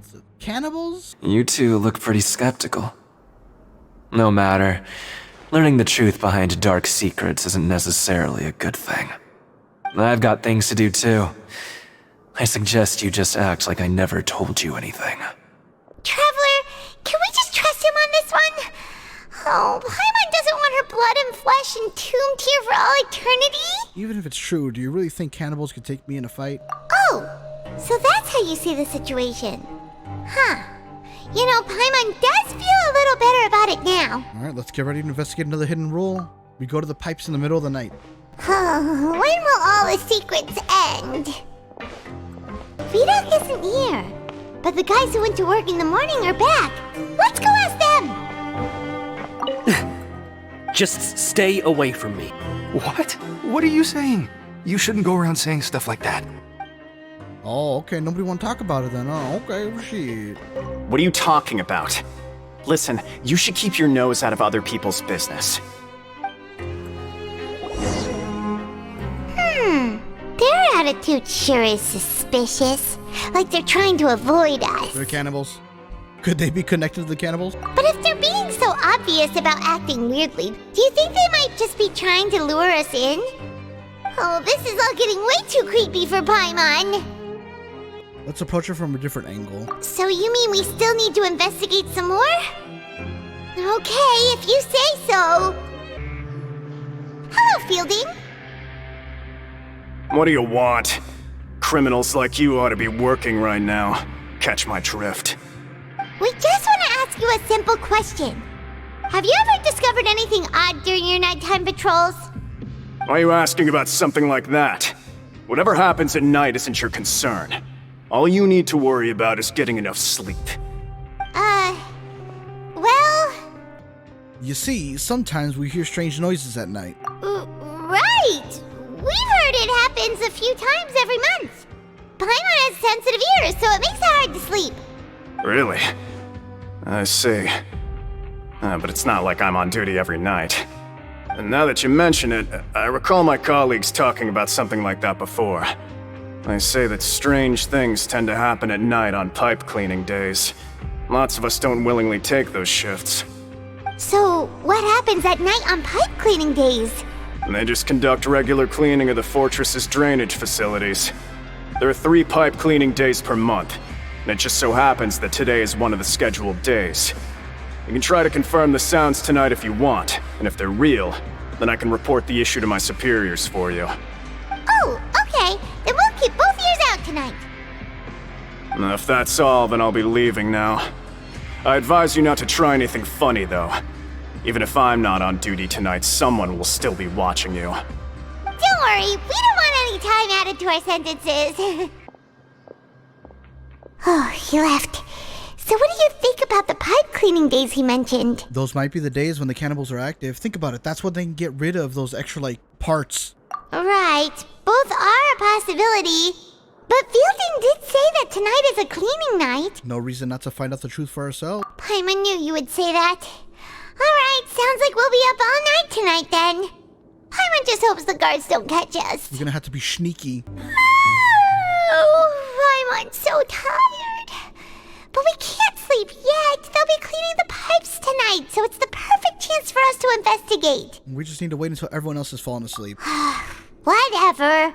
Just be sure to wake Paimon if she dozes off. Paimon's worried something might happen if you go alone. Huh? Traveler?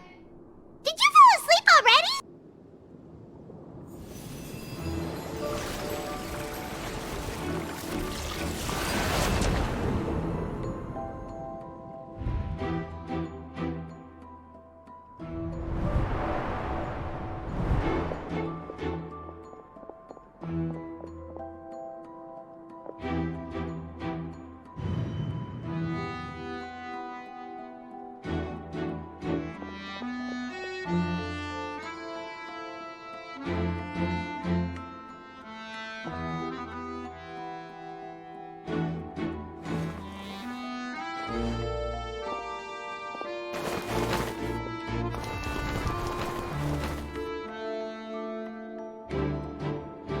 Hey, those are the 3 sus guys from earlier.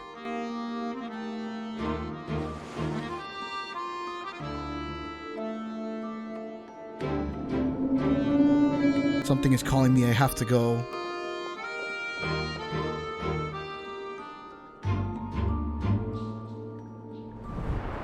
Traveler, come on, wake up!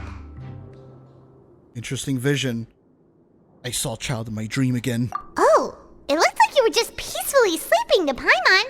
Well, what did you see this time? Child escaped via the pipes. Really? So we're finally starting to figure out what actually happened. But what about the cannibals? How do you explain them? Well, I'm sure we'll find out. Well, it's about time for us to get moving. Just be careful to avoid the patrolling guards. Shh! Careful! We'll get in trouble if the guards catch us.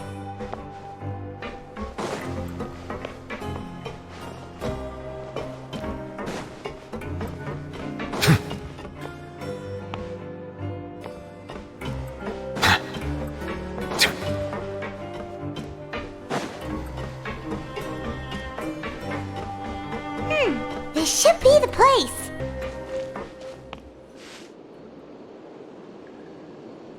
What? I know you. You were the ones we saw. Huh. You've got guts showing up here. You know who we are, right? You'd better leave now. Ain't nobody coming here to save you. Enough with the theatrics. It's time to What'd you say? All those rumors about cannibals and hidden rules were started by you. Yeah, so what if they were? If you push us, we can make those rumors a reality at any time.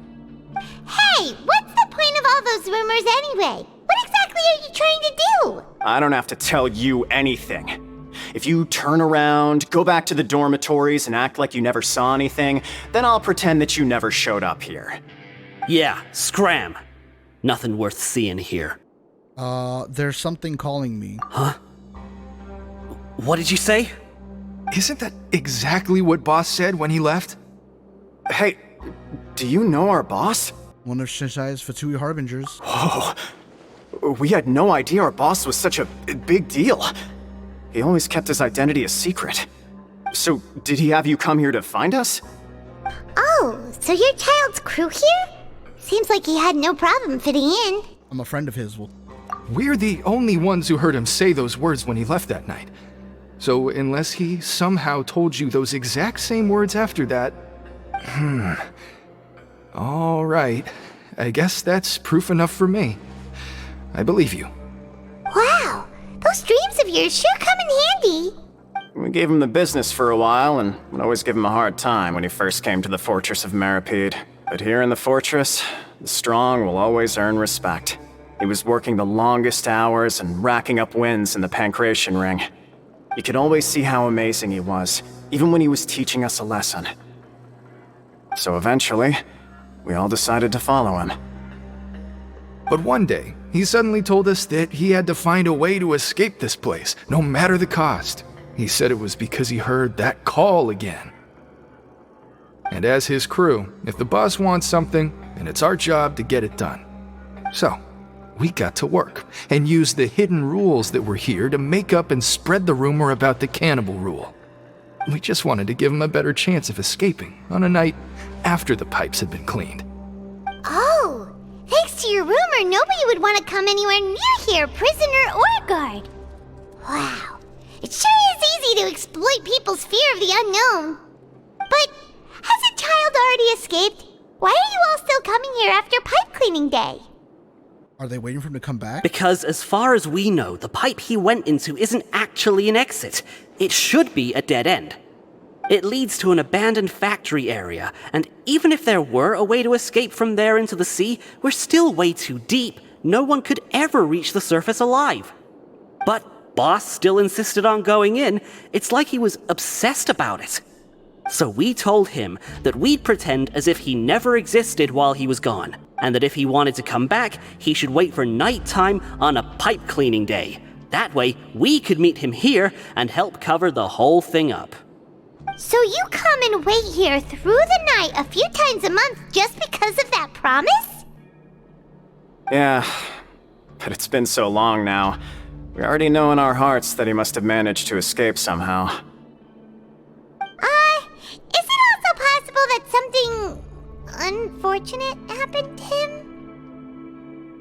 Nothing could ever defeat Boss or slow him down. It's one thing we know for sure. Okay. Paimon was just brainstorming possibilities. Can you take us there? We want to go to the spot where he left. All right.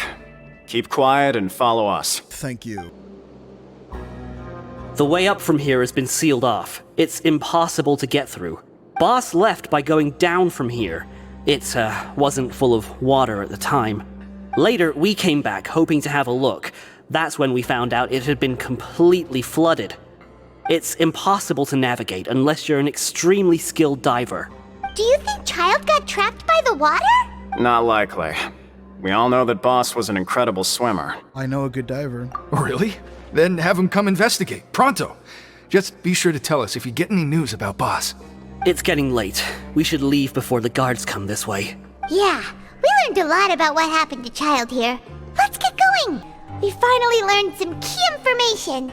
Seems all of our investigative work has finally started to pay off. When you said you knew a diver, you were talking about Fremine, right? If we ask Linny, he'll definitely have Fremine help us. Ugh, why is Child like this? What was he doing going into the pipes? Not making our jobs easier, that's for sure. Fortunately, though, it seems like it's only a matter of time now before we find out what really happened. Now that we can finally relax, I'm starting to feel super sleepy. It's morning already? Paimon still needs more sleep. Let's take the morning off. Huh? Wait, look over there! Isn't that... It's one of Linny's cards! Ah, it's been a while since we talked to him. Let Paimon see what's written on it. Maybe you haven't heard, but today is the monthly free day. Everyone has the day off today, which makes it the perfect time to do some investigating. It's been a while since we last talked. Have you been making any progress lately? Let's meet at our usual spot in the factory area before lunchtime. I have new information. Ooh, today's our lucky day. We have the day off. From the sound of it, Lenny's been making progress with his investigation. Wonder what he's discovered. We still have some time before we meet up. Let's talk with the people here for a bit more before we go. Chapter 4, Act 4, Cataclysm's Quickening. Ooh. Man, look at Big Boy over there. There's a group of people over there. Let's go listen in. So I said, that's not a faucet. Hey, who are you two? Why'd you come over all of a sudden? Sorry for eavesdropping. Sounds like you were talking about something private. What's the matter? They're just looking to join in on our fun, that's all. Hey, Don't pretend like it's okay for them to just interrupt us like that. Yeah, fine. You're lucky we don't mind extroverts that much. Thank you. You guys are really nice. You hear that, Quisto? What nice! Your expressions tell me you're looking to hear some juicy info, am I right? But before that, it just so happens that I know you two. Really? Are we that famous? You're kidding. How often does anyone get a personal tour led by His Grace himself? Practically everyone was talking about it. Word has it that you also caused quite the kerfuffle. Kerfuffle is my middle name. A little mistake, huh? I like the way you put it. You see, people with a good attitude can join our group anytime, unlike some of the others here. Your group? I'm Quisto, and this is Lavaroon. People usually call us the Bombshell Bros, but don't worry, we're not playing with bombs or anything. It's just that our information is always so explosive, and we blow minds on the regular. So, you two really like to gossip? Whew, you sure know how to embellish. No, you don't get it. Knowing intelligence will make things better for you here. For example, knowing who's working with who has the latest rumors, who's not getting along. Wouldn't you like to know all that? Sure, fill us in. They're probably gonna charge us though. Be like, hey, buddy, cough up them credit coupons. Where's the gabagoo? Whoa, all this info's worth something, you know? You should prove you're worthy of it. I don't mind him. Quisto's always this way. Just play nice and say something to massage his ego. The welfare meals. Talk about the welfare meals. We ate the most incredible welfare meal. Right! That meal we had yesterday was super delicious. Paimon can still taste it whenever she closes her eyes. Is that so? To tell you the truth, I've been helping out with making those welfare meals. I've been working as a kitchen assistant for about a month and a half now. Oh, so you're the one who made those delicious steaks. Amazing! You could be a professional chef. You are correct. I am a true professional. In fact, I even went to culinary school. But enough about that. Since you like my cooking, I guess that means we share similar tastes. Listen carefully. This little bombshell will help you learn what's really going on here in the fortress. Listen, kids. The power structure within the fortress is quite complicated. The overworlders couldn't care less about us down here. We're basically dogs to them. You've already met the one person here you should never cross, the Duke, Risley. He knows more than you think. And if he doesn't care about something, then he often doesn't bother dealing with it. Those who have the Duke's attention get all kinds of special perks, even better treatment in the infirmary. I know who you mean. It's that Jurier character, right? I don't think there's anything useful about him at all. Why does he visit the infirmary practically every day?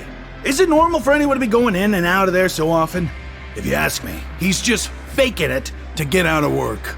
But did you know that Jurier was a talented researcher from the Fontaine Research Institute before he came here? There's no denying that.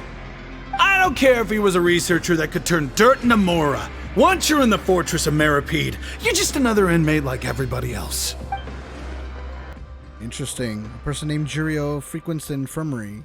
Speaking of which, the last time I saw him, he was passing by in the corridor with Lorvine. I also heard they started arguing in the library and got into a fight, right? Guess that's just how terrible of a guy he is. You mean he hit a woman? Wow, I never imagined he was that bad. Based. But that Lorvine's also quite the odd one, you know? She's always gabbing away, got into a fight with a man, and she also got sent to the infirmary. Come to think of it, I always see her going to the sick bay every couple of days, too. Huh. Wait a second. You don't think? Do you think could it be that they're secretly meeting there to go on dates? Oh. But it's really hard to imagine. They fucking... After all, I do remember seeing Lorvine beat Jurier to a pulp that one time. And we might be overthinking things. Maybe, but keep cooking. Jurio had a confrontation with a girl named Lorvine, also frequently visiting the infirmary. So they both visiting. Sus.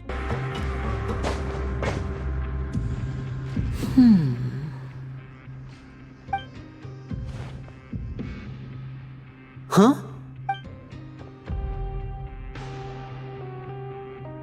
That look in your eyes. You found something? A little something, yeah. Hey, this is no time to be modest. Just tell him we found a boatload of information. Oh, as expected of the legendary duo, you have my full and undivided attention. Huh. I'd have never guessed that myself. The rumors swirling about this place are unreliable after all, and Master Child probably went missing because he found a way out. He is a harbinger after all. I suppose he's much more resourceful than I initially gave him credit for. Unfortunately, this isn't enough for our final report to Father. We need to find out Master Child's exact whereabouts. Father told me that even though Master Child said he was just coming to Fontaine for a vacation, he actually had some personal reasons. His agenda might be linked to his disappearance. The most important thing right now is to catch up to him. His escape route is already flooded, so we'll have to task someone with professional diving skills to chase after him. Well, when you put it that way, it's obvious that only Fremine would be up to the task. Bingo! Is he around? He's working today. Coming here as a group would have attracted too much attention. I'll talk to him about it later. Okay, please do. We're counting on you. It's the least I can do. We're all in this together, so it's only fair for us to fulfill our end of the bargain. Honestly, I'm far more impressed by you guys managing to collect all this information right under Risley's watchful eyes. Collecting information has always been our strong point. Now, let me think. To find out more information, Fremine will have to retrace Master Child's original route. And if he's to do that, he'll have to set out on the next pipe cleaning day at the earliest. That's 6 days from now. And after that, he'll probably take another 2 or 3 days to return. You can even estimate how long it'll take for him to get back? We've been working together for a long time. We know each other's capabilities like the backs of our hands. Traveler, what say you to meeting here 9 days from now? We'll be able to pick up Fremine while we're at it, too. Oh, and there's just one last thing we'd like your help with. Though we can just sit back and wait for Fremine's report on Master Child's whereabouts, we still need to make more progress on the investigation of the Forbidden Zone. Fremine's no master of disguise. Lynette's still working on getting intel from the other areas, and I'll need to spend some time helping Fremine prepare for his diving mission. So, you are the only ones we can count on. What do you want us to do? Will it be hard? Well, I won't call it easy per se, but I think you'll be able to pull it off. Listen carefully. You'll need to find an excuse to get into the infirmary and investigate the room and environs. You've mentioned several sketchy-looking people always meeting at the infirmary earlier, so it probably has something to do with the secret we're hoping to uncover. You've already met the head nurse, so she'll be less suspicious of you. Investigate the internal structure of the infirmary and any active dealings within, and pass those on to me alongside anything else you're able to discover. But also, there's no need to take risks. Don't forget, safety always comes first. Sounds good. I'll give him my best shot. My apologies. I just started rambling out of habit. It was almost as if I was talking to my younger sister. But that's not a bad thing, right? But what if I'm the older sister? All right, then we'll head out as soon as we finish our prep. Let's go our separate ways for now then. Don't forget, we meet here again in 9 days. Stay safe.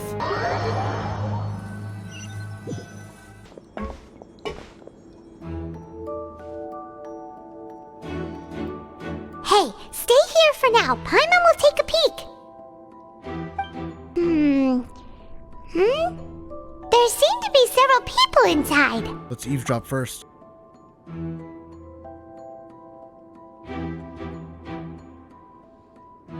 Right. I feel like It's not impossible.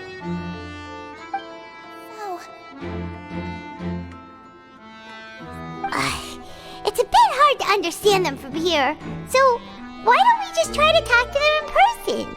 Let's go as soon as you're ready.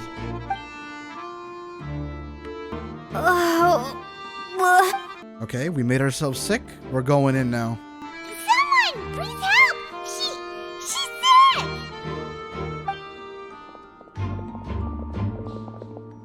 Whoa, are you okay? Oh my! What's wrong, little one? There's no need to panic. Take a deep breath before you begin. The traveler started complaining of a stomachache, and then nausea, and then collapsed onto the ground. Paimon doesn't know what to do. Freezing limbs, twitching fingers, and pale complexion? Could it be poison? Let me take a look. Please, lie down over here. Owie, my stomach really hurt. Don't worry, I'll get you to the bed safely. Here, hold on to my shoulder and walk slowly.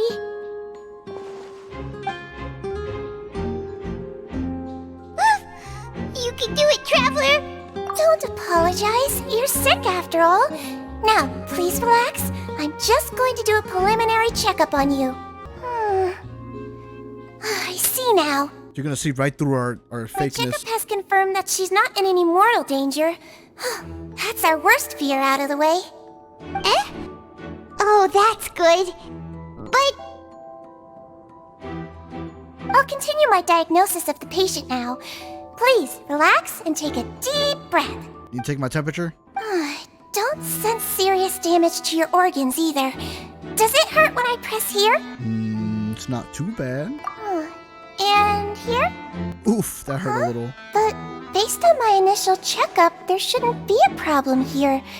How strange. Oh, we're not doing a good job faking this. What about here? Does this hurt? Oh, I understand. So that's what it is. I think you just ate something that disagreed with you. That's all. Nothing too serious. Outside of a pretty bad stomachache when it decides to act up. So that's what it is. Thank goodness it's not anything more serious. And there have been other inmates complaining about the food recently. I'll inform our head chef, Mr. Woolsey, of this problem as soon as possible. Congratulations! The health risk is incredibly low, so you should recover within a couple days. Why don't you take a rest here while I go get some medicine for you?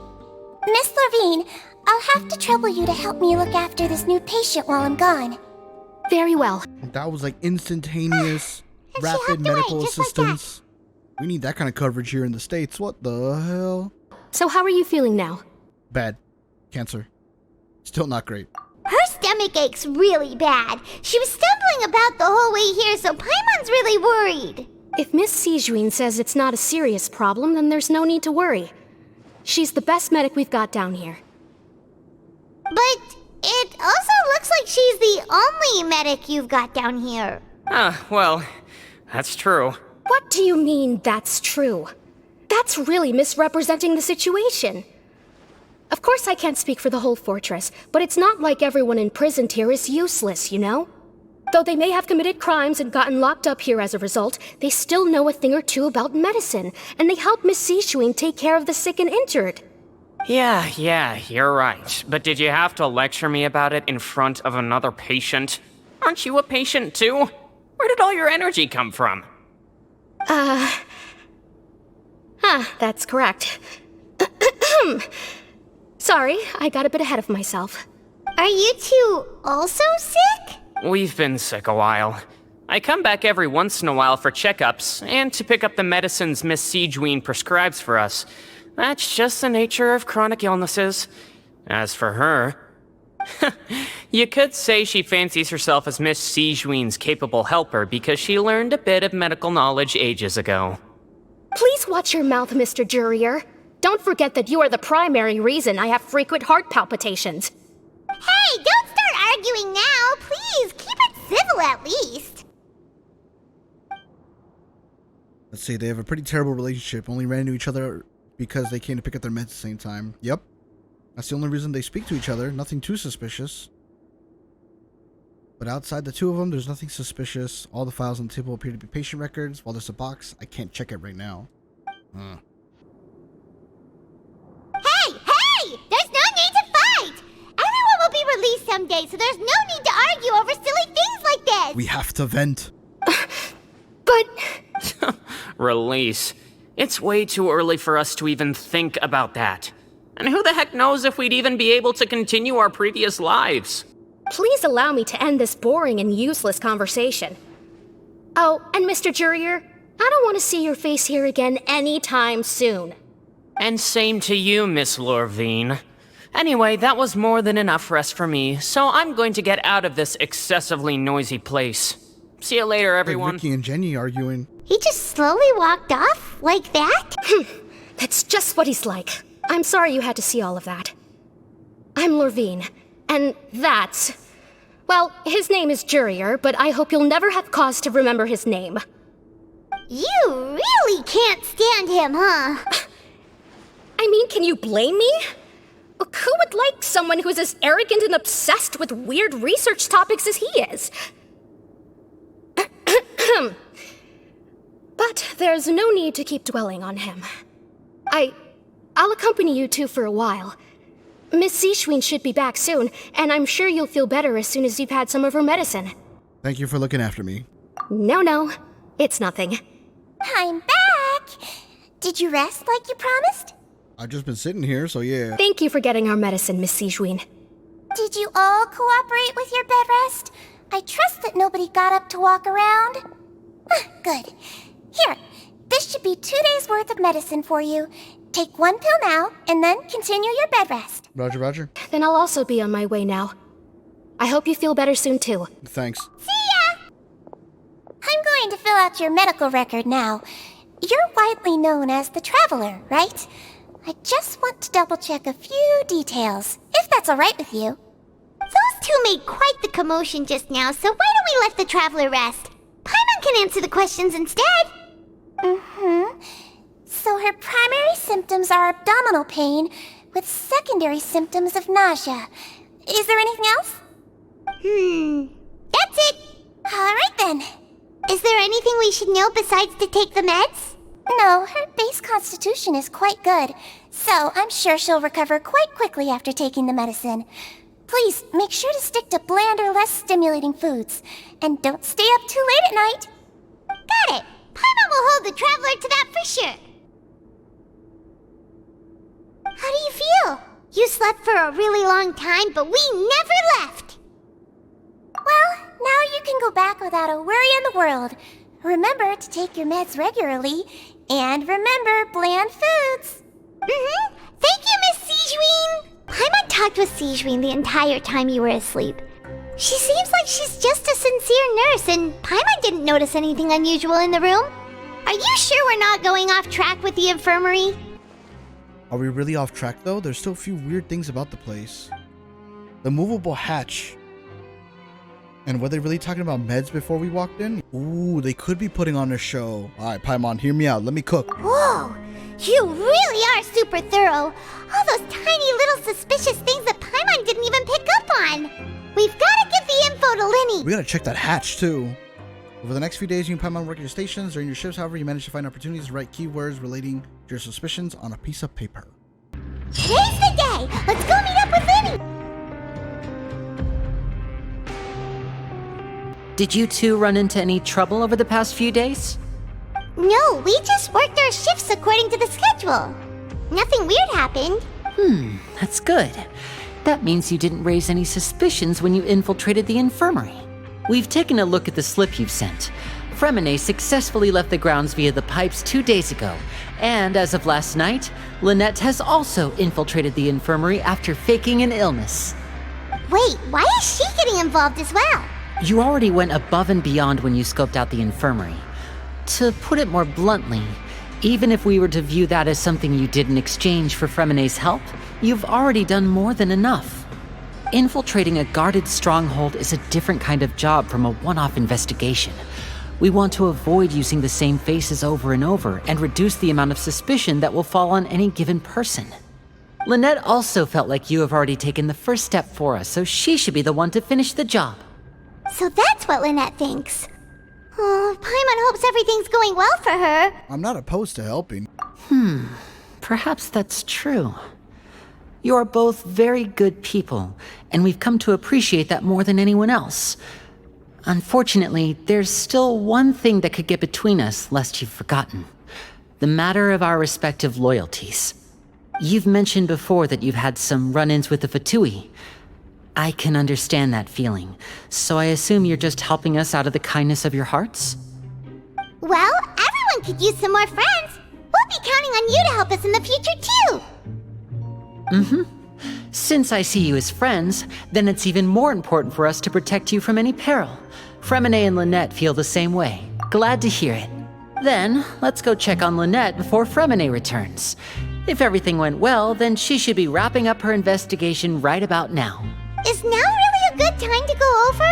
According to my observations, Sigewinne always spends around half an hour away from the infirmary right before lunch.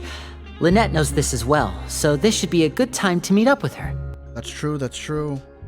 Right now, while it's empty, let's go. Also, I'm her brother, remember? It's only natural for an older brother to care about his younger sister's well-being. Okay, then let's head over right away! Lynette should be here right now. Huh. Uh-oh. Strange. Lynette? As expected, Sigewinne isn't here, but why isn't Lynette here? Could she have found a lead and left to follow it? No, Lynette rarely deviates from the plan. We agreed that if she were to make changes on the fly, she'd find a way to let me know. Unless... Let's see if there are any clues around here. We can look while we wait for her. Who knows? Maybe she'll be back soon. Okay. There are some books here and a few files.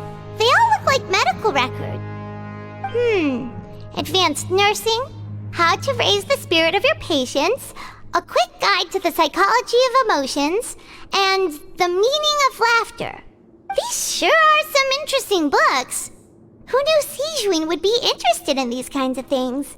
She even has books on understanding people's motivations and feelings. Is it because she's a Melusine? Or does she have a need to understand her patient's emotional state? Seems quite normal to me. These are skills that would come in handy for a nurse from time to time. Because Melusines don't really understand human emotions, so it makes sense she got those. None of the beds have any signs of having been slept in. Except that one over there. That's the one Lynette must have used, right? You said she was pretending to be sick. She would have said her migraine was having a particularly bad flare-up. Generally speaking, the head nurse would then ask her to lie down and rest while she left to retrieve the medication. Which means either the head nurse didn't return the entire time from when Lynette laid down up until she left the bed, or the nurse intentionally left it this way. That's not a good sign. This is it! We saw it before! Wait, this thing? It doesn't look like it's been disguised that well. The space behind it is empty. From its size, I don't think it's an entrance that is meant to be taken apart. There's probably a mechanism around here somewhere. Could Lynette have tried to get inside? But if that's the case, she would have contacted me for sure. Let's look around here for some more clues. Don't panic, just take another look. Yep, Lindy's starting to freak out, man. I need to smack some sense into him. Hey, you guys, there's a slip of paper over here! A slip of paper? It's right over here, and there's a bunch written on it too. It reads, out of respect for your usual practices, I'll use a piece of paper or card as the medium to pass on my message. You may consider this as me giving you my best regards. This is... Is that all? Is there anything on the back? This is... Show me! Now! Oh shit. That look on your face! Paimon's reading it now! Would you care to guess where Miss Lynette of the Fatui could be right now? No! Could she have... Is she already... Writhsley. Did he deliberately leave the infirmary unguarded to use it as bait? Oh, Risley already knew we was investigating. He was aware of our goals from the very beginning? But why? We didn't run into any trouble last time, and he also never reached out to us since! Why would he choose to act during our second infiltration attempt instead of the first? Yes, that is a crucial question. Writhsley. He doesn't do anything without a clear goal or reason. So this means he had no concerns about your activities from the very beginning. You're not from the same camp as us. You were sent down here by Nervulet, so you have no conflict of interest with Writhsley. We're a completely different story, though. Why did he only go after Lynette? Oh no, to draw him out. I'd like to know that too. Why did he only go after her? Don't panic. Just think everything over. I have to stay calm. This is not like what happened last time. The situation's different now. Oh, he's freaking out, man. Wait, you're right. Wait, but that means the fact that Fremine was able to leave the grounds. Could Risley have let him go as well? But what does he gain by letting Fremine leave like that? I get it now? What is the Traveler cooking up? He deliberately made both of them disappear. So he's challenging me and trying to provoke me, I'm sure of it. We never should have sent out Fremine. We had to go through all that trouble to find an opening to sneak him around the guards and into the pipe, and we even thought luck was on our side. If Risley let him leave on purpose, then he's probably in a terrible spot now as well. I don't think he's like stuck out there in the water. Lenny's getting more and more panicked. We have to calm him down. Lenny, calm down. Let me smack him up a little bit. Don't be like this, Lenny. Fremine wouldn't have left if we hadn't told you about Child. That was our fault. No. I'm the leader of this operation, and I'm the one responsible for this team.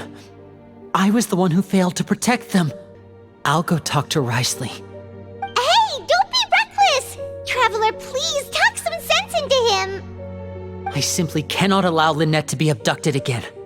I have to go. I'll find a way to get them back. He's rushed out the door! After him!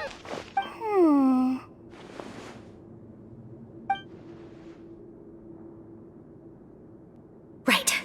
I feel like we still have some room to make changes on these details. It's not impossible, but it'll require extensive testing. Is that so? Very well. Then please be mindful of the time. That's what we missed, and then we came in. Is someone? Pack everything up. Whoever's outside is eavesdropping. They'll probably come in once we stop talking. They knew. Someone! Please help! She's sick! These two. As expected, they've already found this place. Oh, they are quite sharp. What a delightful turn of events. I like smart people, but I also like playing dumb. I like the feeling of being trusted. Being able to read human expressions is quite the useful skill. Oh my god. He's a little demon. Wait! Well, we gotta go. It's no use. We have to catch up to him. I know what you're feeling, brother. Don't do it, brother. Where'd he go? He's already out of sight. How is he so fast? Let's go head him off at Risley's office. Go, go, go. Stop it. Enter the... Oh, we can just walk into his office? Oh, shit. Come out and face me, Risley! Aren't we at an administrative office space? Why don't you at least try to follow even a couple rules from the fortress's indoor management regulations? What did you do to my sister? I ran into the young miss at the infirmary. I'd heard that she was suffering from quite the migraine, so I decided to invite her over for a cup of tea. I do have some teas in my collection that can work wonders against such an illness. Stop joking around! Where did you take my siblings? I have also heard that your performances are quite the spectacle. Miss Lynette would sometimes enter a box filled with water, only to emerge the next second from another place altogether. Maybe she'll appear behind you right now if you were to turn your head. Is he trying to trick me into turning my head? No, he's probably not looking to attack me right now. All of the hostages are in his hands, and he's even in the mood for small talk. That means Lynette is probably still alive. You knew we were investigating the infirmary from the start, so you deliberately aroused the Traveler's suspicions and baited us into continuing our investigation, just so that you'd be able to kidnap Lynette. As for Fremine, no, you probably didn't even interfere with Child's escape. You let him go, so you could purge the Fatui members that we had planted into your ranks. There was no need to do so. The fortress of Meripede is a pretty pleasant place. Most people enjoy their lives here. The only ones who act differently are those with personal agendas. It was quite easy to identify your colleagues. You removed our original members and spread the news of Child's escape so Father would assign our team to come down and investigate. Fremine has also fallen into your hands, right? If you're oh so omnipotent and so in control, why would you need hostages? One correction. Lynette is in my hands right now, but Fremine is not. Where's Fremine? He's not. What do you really want? Lenny! Oh, wonderful. Everyone is here, so I'll only need to say this once. Thank you so much for cooperating with me. Where are Lenny and Fremine? Eager and to the point, I see. Alas, only Miss Lynette is currently having a cup of the fortress's finest tea. Although, as per your original plan, Mr. Fremine should also have returned to the fortress by now. But he has neither shown up within my gates, nor has he been taken into any kind of custody. So where do you think he may be right now? Wait, you can't mean... He's still out there? You locked him outside in the sea? I closed the fortress's gate to the outside world. That's all. Fremine's a star diver, so he should be fine, right? No, we're still here, so he definitely tried to find a way to come back for us. So we can't assume he might have made a break for the surface. But why would I do this, you may be asking? To have an audience with you, of course. My intel tells me that Mr. Linney is a great magician, so it's only natural for me to want to have some cards of my own when it comes to negotiating. Besides, I do recall you mentioning to Miss Lynette that you've always wanted to have a face-to-face meeting with the Lord of the Fortress of Meripede, regardless of whether it was in a personal or a professional capacity. Well, you got your wish. So, you've been keeping tabs on us before we even set foot in the fortress. Some of my folks just happened to hear a thing or two, that's all. In any case, I will be straight with you. I was willing to play dumb and turn a blind eye, so we had a pleasant few days playing games together here. But once you started focusing on the Forbidden Zone, all of that changed. Mr. Linney, the cards are stacked against you right now. Miss Lynette is in my hands, and Mr. Fremine is still slowly being pickled out there in the brine. You know just as well as I that he cannot last out there forever. You need do but one thing to guarantee their safety. I would like you to contact your superior, and ideally invite her over for a cup of tea with me. You want to see Father? But why should she bother giving you an audience? Well, if she cares for the well-being of her dearest children, she should have plenty of motivation to join me for a parents' evening. I've heard that the bonds between the members of the House of the Hearth are like the bonds of family. I don't see why she would refuse. Why did you think Father sent us to handle the Fortress of Meripede? This place is basically a no-man's land. It wouldn't be fitting for anyone as important as a harbinger like Father to come here in person. Oh, I see. So it's because she doesn't care for my place here. That's such a shame. After all, I've amassed quite the tea collection. I was looking forward to sharing it with her. Both Monsieur Neuvillette and Lady Farina have already received many samples as gifts. Was this the extent of your master plan to get to Father?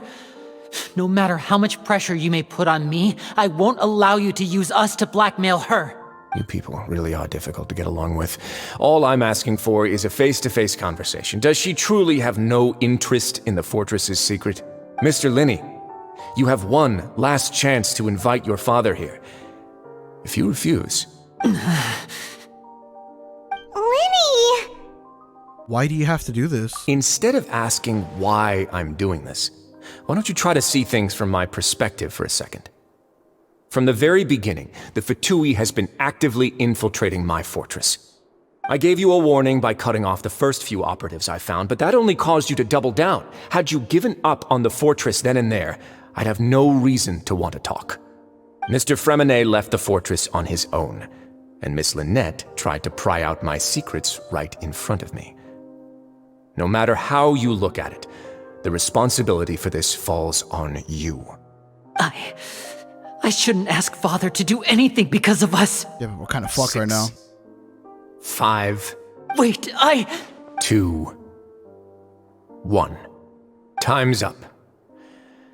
It really is a shame, Mr. Linney. Risley! Negotiations have broken down. Please leave, ladies and gentlemen. It's time for my afternoon tea. Please wait, can we not talk about this some more? Yeah, listen to the Traveler. If you can't talk to Lenny, can you at least talk to He has no reason to talk to us. You do realize that I'm only letting you go because of Neuvillette, yes? You're here helping him out, and I've already done my best to stay out of your way. But that doesn't mean you can just do whatever you want. The fortress may be small and remote, but it still has its own set of laws. Please spare Fremenay and Lynette. Then how about this? Those who are capable deserve respect. You've spent quite some time investigating my home turf by now, so why don't you tell me a thing or two about what you found, I'll ask you 3 questions. Answer all of them correctly, and I'll agree to your request. Question 1. Regarding the hidden rules of the production zone, what is the truth behind the one about not being allowed to work for 3 days in a row? Shit. If I recall correctly, you kept working without any rest during lunch hours, and the 3rd day you will find a portion of strange meat. Oh yeah, the strange meat. Good thing that I already won a thorough investigation. What were the clues? Oh no, is it do? Oh, I hate this son of a bitch. The hidden rule of the production zone. People are not supposed to work 3 days in a row, and if they do, they'll get strange meat in their welfare meal. At first, we thought this strange meat must have something to do with the people who disappeared, but in reality, they were all prepared by Sigewin, the head nurse. She often visits the production zone to observe the workers' health and makes a note of anyone who has worn themselves out after 3 full days of work. Out of her sense of duty as the head nurse, as well as her genuine concern for the workers' health, Sigewin visits the cafeteria right before lunch and cooks an extra dish for those who can use the stamina boost. Sigewin has only the best intentions with her surprise gift and doesn't want anyone to find out about what she does. However, unfortunately, Melazines as a race perceive the world differently from humans, and their sense of aesthetics is even more alien to us. Hence why it looks weird. The recipients of her lovingly prepared special meals cannot taste the care within and usually just freak out. Are we on the right track? Not bad. You've uncovered Sigewin's secret and even guessed her intentions correctly as well. Okay. It's nice to know that her efforts have not gone unacknowledged. All right, now for my next question. There are also some hidden rules in the Pancration Ring, including the one that you're not allowed to support both sides of a fight. Why is that? The hidden rules. If someone tries to support both boxers, they'll receive a package, which contains a strange blood-colored liquid. That's right. What was the liquid about? Paimon gets this rule too now, so there really was nothing to be afraid of. That hidden rule of the Pancration Ring is about how, people are not supposed to bet on both boxers at the same time. And if they do, they'll receive a package containing a strange blood-colored liquid. People get scared when they see it because they've subconsciously begun to associate it with the missing boxer. But really, it's just a bottle of the latest yet-to-be-named and packaged new Fanta trial product. A blood-red drink.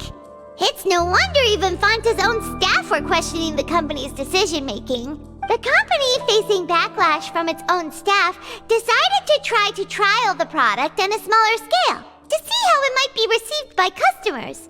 They came to the Fortress of Meropide and offered to sponsor the Pancration tournament so they could push their new product. But the Duke completely refused to even entertain the idea. The Duke, knowing how valuable coupons are in the fortress, knew that only total idiots who didn't understand their true value would bother buying a Fanta product here. And so, only those who proved their stupidity by being dumb enough to bet on 2 opposing sides of the same match were selected to receive the drinks. I acknowledge the effort you've put into bringing the truth of this mystery to light. Although, based on your description, that Fanta promoter is a bit too careless with his words. I may just reconsider my collaboration with the company. All right, and here's the final question. What's the secret behind our head nurse and all of her patients in the infirmary? Stop your cruel and pointless games, Risley! You know that we haven't finished our investigation, so there's no way we can answer the last question. The thought is, you'll pay for this! Ah! Lenny, are you alright?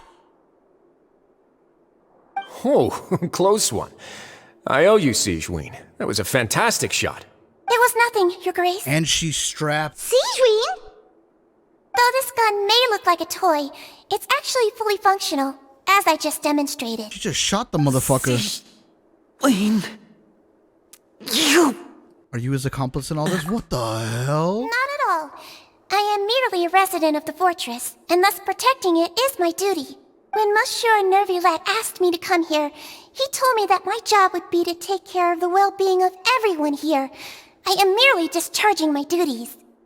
But if you mean what you just said, then isn't Linny someone you should be looking after as well? Isn't he a resident here just like the rest of us? If you're close with Nervulet, why not learn a thing or two about virtue from him? But I really am just doing what Monsieur Nervulet told me to do. Everything I did, I've done to protect them. Had I not, they would be in far more dire straits right now. His Grace knows it too, right? Your Grace? Mind proving my innocence to them? My dear Sigewinne, whatever shall I do with you? Would it have killed you to just wait another minute or two? Well, it's nearly time after all. The way you do things can be truly frustrating sometimes, Your Grace. I figured I should try to talk some sense into you. What are you talking about?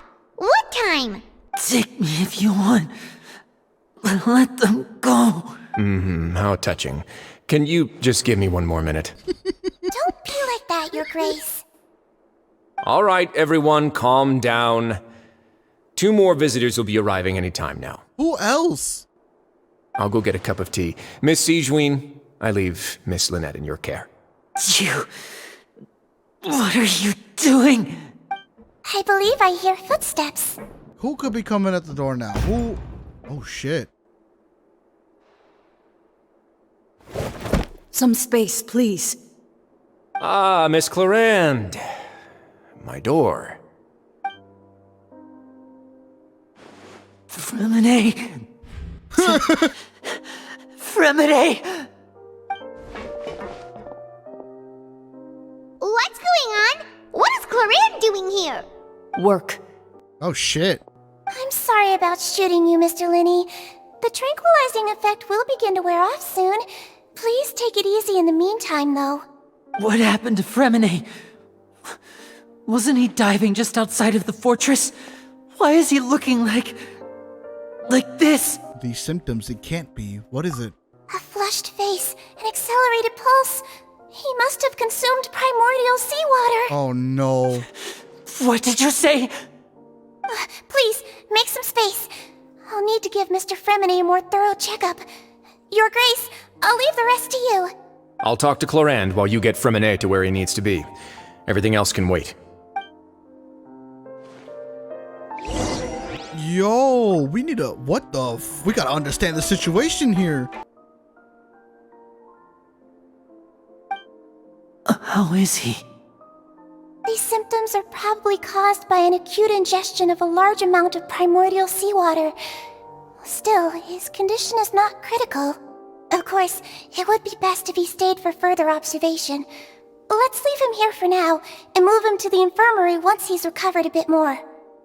Sorry. I am aware that the infirmary may not be your favorite place in the world at the moment. We do only have a single clinic in the fortress, however. Why would he ingest a large amount of primordial seawater after leaving the fortress? How could that possibly happen? Please, look after Mr. Fremine for the moment. I'll go fetch some medicine and a respirator. Oh, I'll bring Miss Lynette back with me. Where is she? How is she right now? Oh, she just took a nap in an empty room after I tranquilized her. If my calculations are correct, she should also be waking up right around now. You might not believe me, but His Grace and I actually made some snacks and tea for her. What's that look on your face? I thought I made good time on the way back. Oh, I'm just admiring your punctuality. Had you arrived just a few minutes later, Sigewinne may have been forced to shoot Mr. Linny again. How's the situation out there? The water has changed. It's pretty much as expected. The concentration of primordial seawater has increased significantly. I was only out there a short time, so it wasn't too bad. But if one were to stay for any significant amount of time... Well, you can see how that boy's doing. Where was he when you found him? The abandoned zone at the end of the pipes. A good distance into the water. Closer than I thought. He must have recognized it early on and tried desperately to swim back. Locking the door was necessary. I don't think we could have saved two. Well, I did try to convince him that I had my reasons. Never seems to work, though. It would probably work on Neuvillette. He has a knack for picking out who had good intentions, even when the outcomes were all terrible. It's a bad sign if you're having to plead your case to Neuvillette. Want some tea? Not particularly. If you want to drink some that badly, just say so. Fine, I'd like to get some tea. Want me to get you a cup too, since I've already made it? Might as well then, I suppose. Actually, do you have a towel? I would like to dry my hair. Lenny, are you okay? I'll be fine. They're all here now. Don't worry about me. Are you sure?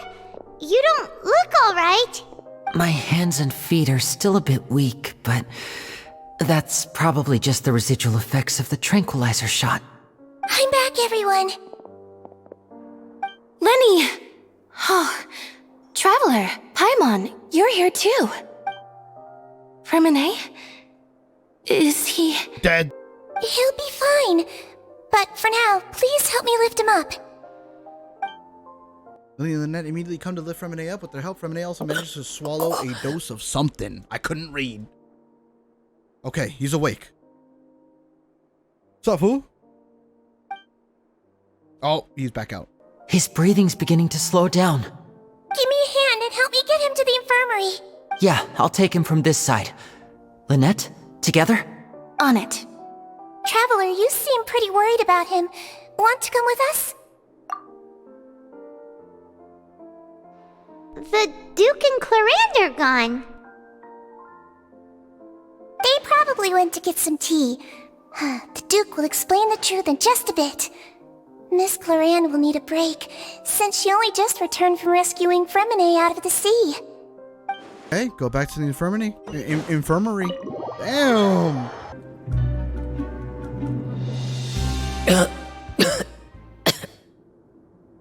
He's awake. Fremine, how do you feel? Lenny. Lynette. We're all here. Where am I? The infirmary, at the Fortress of Meripede, Mr. Fremine. And you are no longer in any danger. How do you feel? Don't push yourself if you're not feeling up to it. Traveler. Paimon. It's been so long. What's up? The sea. There's something wrong with the seawater. Oh, sit down, sit down. Oh. Shh, it's okay. We can talk about it after you've recovered. No, listen to me. This is really serious. There's primordial seawater mixed into the regular seawater. I don't know why it's there, but no one should touch it. What happened after you stuck it into the pipes? Pipes. Right, the pipes. It's all coming back to me now.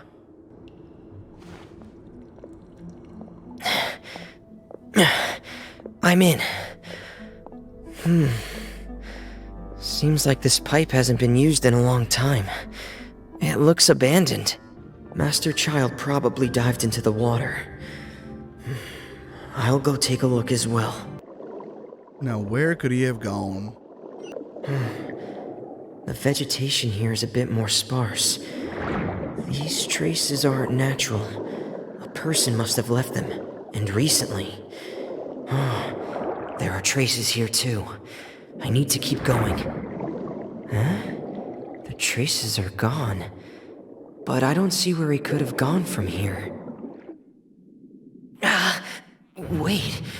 What the? My heart is racing, and it's getting harder and harder to breathe. What's going on?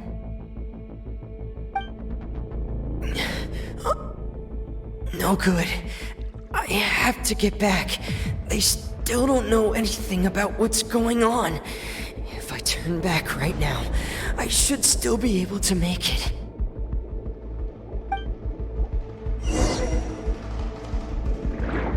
Oh, we're bleeding out.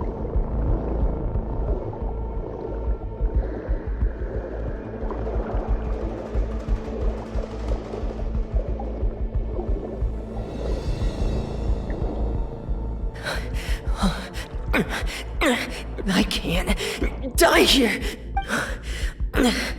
This is bad. I'm feeling worse and worse, and I'm still underwater. I have to push on.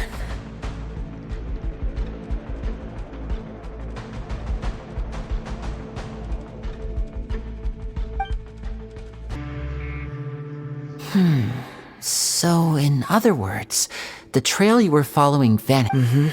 That's right. I tried my best to swim back, but I had already put some distance between myself and the fortress, and I just couldn't find the strength to keep going. I probably passed out some time after that, and you know the rest. Miss Clarande brought you back, but we also don't know why she just suddenly appeared at the fortress, or why she went out to save you. Miss Clarande, you say? I must go thank her in person. You're still too weak, Fremine. You can go after you've had some more rest. Miss Lynette is right. I believe Miss Clarande will stay here as a guest for another few days, so there's no need to hurry. A guest? Then I can assume Risley was the one who invited her to come down here? You should ask His Grace about that. He'll be able to explain better than me. Yeah, it's about time he actually told us what's going on. Wanna come with us, Lenny? No, please go on without me. I don't want to leave just yet. Lenny.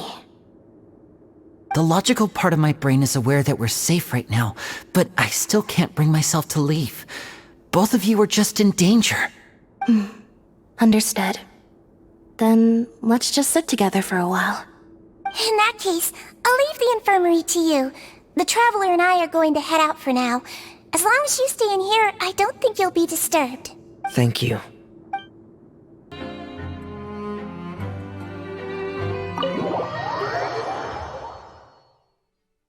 Alright, talk to Risley. Let's go. We need to ask him what the fuck be going on. Excuse me? I take it Mr. Fremine's condition has stabilized? Of course.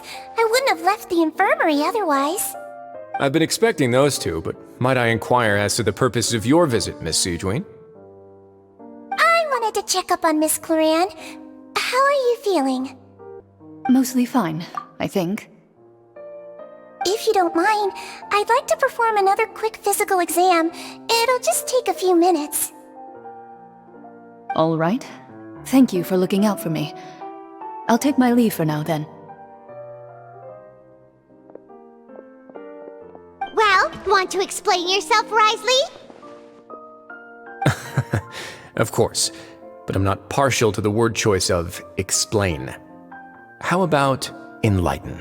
By all means, please enlighten us as much as you'd like. Where should I begin? How about you start by asking me any questions you have? You can start with whichever one you'd like to get answered the most. Yeah, what the fuck? Then Paimon will begin. Did you know about Lenny's goals from the very beginning? No. I just knew they were Fatui operatives sent to the fortress by the Knave. As for their specific goals, I only figured those out as you made progress on your investigation. You managed to monitor and stay ahead of them even though you didn't know what they were trying to do? They came here with ulterior motives. I'm quite adept at discerning what that kind of behavior signals. Initially, I thought their goal was just to investigate Child's disappearance. Linny suggested that I had deliberately let him escape, but in truth, I didn't really do anything special to help or hinder him while he was here. Everything he did, from finding helpers to leaving this place, he did on his own. Of course, it's inevitable that the Knave would make a big deal out of her fellow Harbinger's unexplained disappearance. I'm also quite curious about where that Harbinger went, so I figured I might as well let the Fatui do their own investigative work. All I care about is the answer. So you were hoping Lenny's group would just do your work for you! You make it sound like that's a bad thing. Unfortunately, things didn't go as planned. I assume that Fremine has told you already, the ratio of primordial seawater around the fortress of Meripede is on the rise. The Forbidden Zone has always been Linny's target, and you got roped into that investigation after running into him. I began to intervene out of concern for your safety, and also to prevent the fortress from becoming entangled in more irksome matters. Are the rumors true that you're you're also a former criminal? Now, why would you put it like that? Isn't staying here all day and serving as the manager of the fortress a kind of sentence unto itself? Another form of prison? I just happen to have some support from the rest of the inmates. That's all. Oh, right! Paimon wanted to ask, who invited Cloran down here? Me, of course. I paid her good mora to come down to the fortress for some field work. As a champion duelist, Miss Cloran could be considered to be an independent party. I needed to find an exceptionally capable person to help me get through the impending crisis. And saving Fremine was part of that crisis? You can think of it like that, yes. Credit where credit is due, that boy is quite adept at diving. Had conditions not been as hostile as they were, he probably would have found the missing Harbinger already. So the Forbidden Zone really exists. What's inside of it? That's not something you should be asking after. Bruh. Neuvillette only asked you to investigate Child's whereabouts. All I need to prove to you is that the Forbidden Zone had nothing to do with the Harbinger's disappearance. That should be clear now that you've spoken to Fremine. But we've already uncovered that there's something wrong with the infirmary, and we've answered a bunch of questions that you threw at us. Isn't it about time that you answer our last question in return? You make a compelling case. Do you really want to know the answer that badly? Yeah, Paimon really wants to know! Even if the truth may not be pleasant? Yes. Follow me.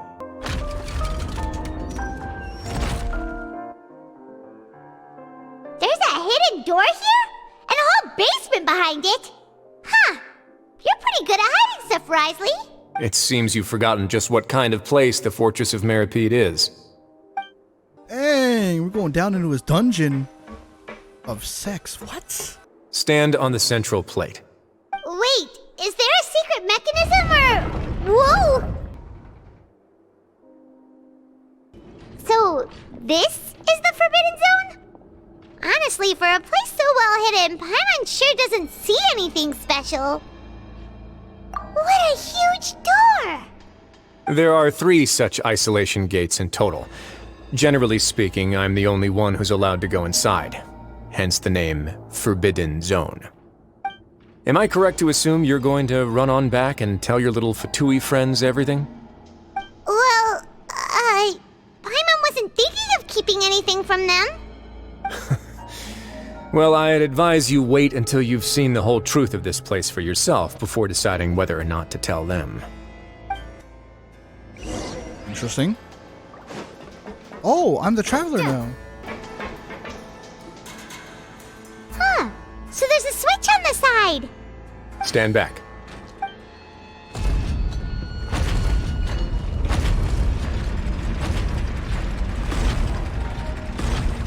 Whoa. They all just went up one by one. Go on, have a look. I've been interested in what lies beyond that gate ever since I assumed leadership of the Fortress of Meripede. Of course, it would be unwise to recklessly open it, but it'd also be risky and negligent to simply ignore any potential danger that could be behind it.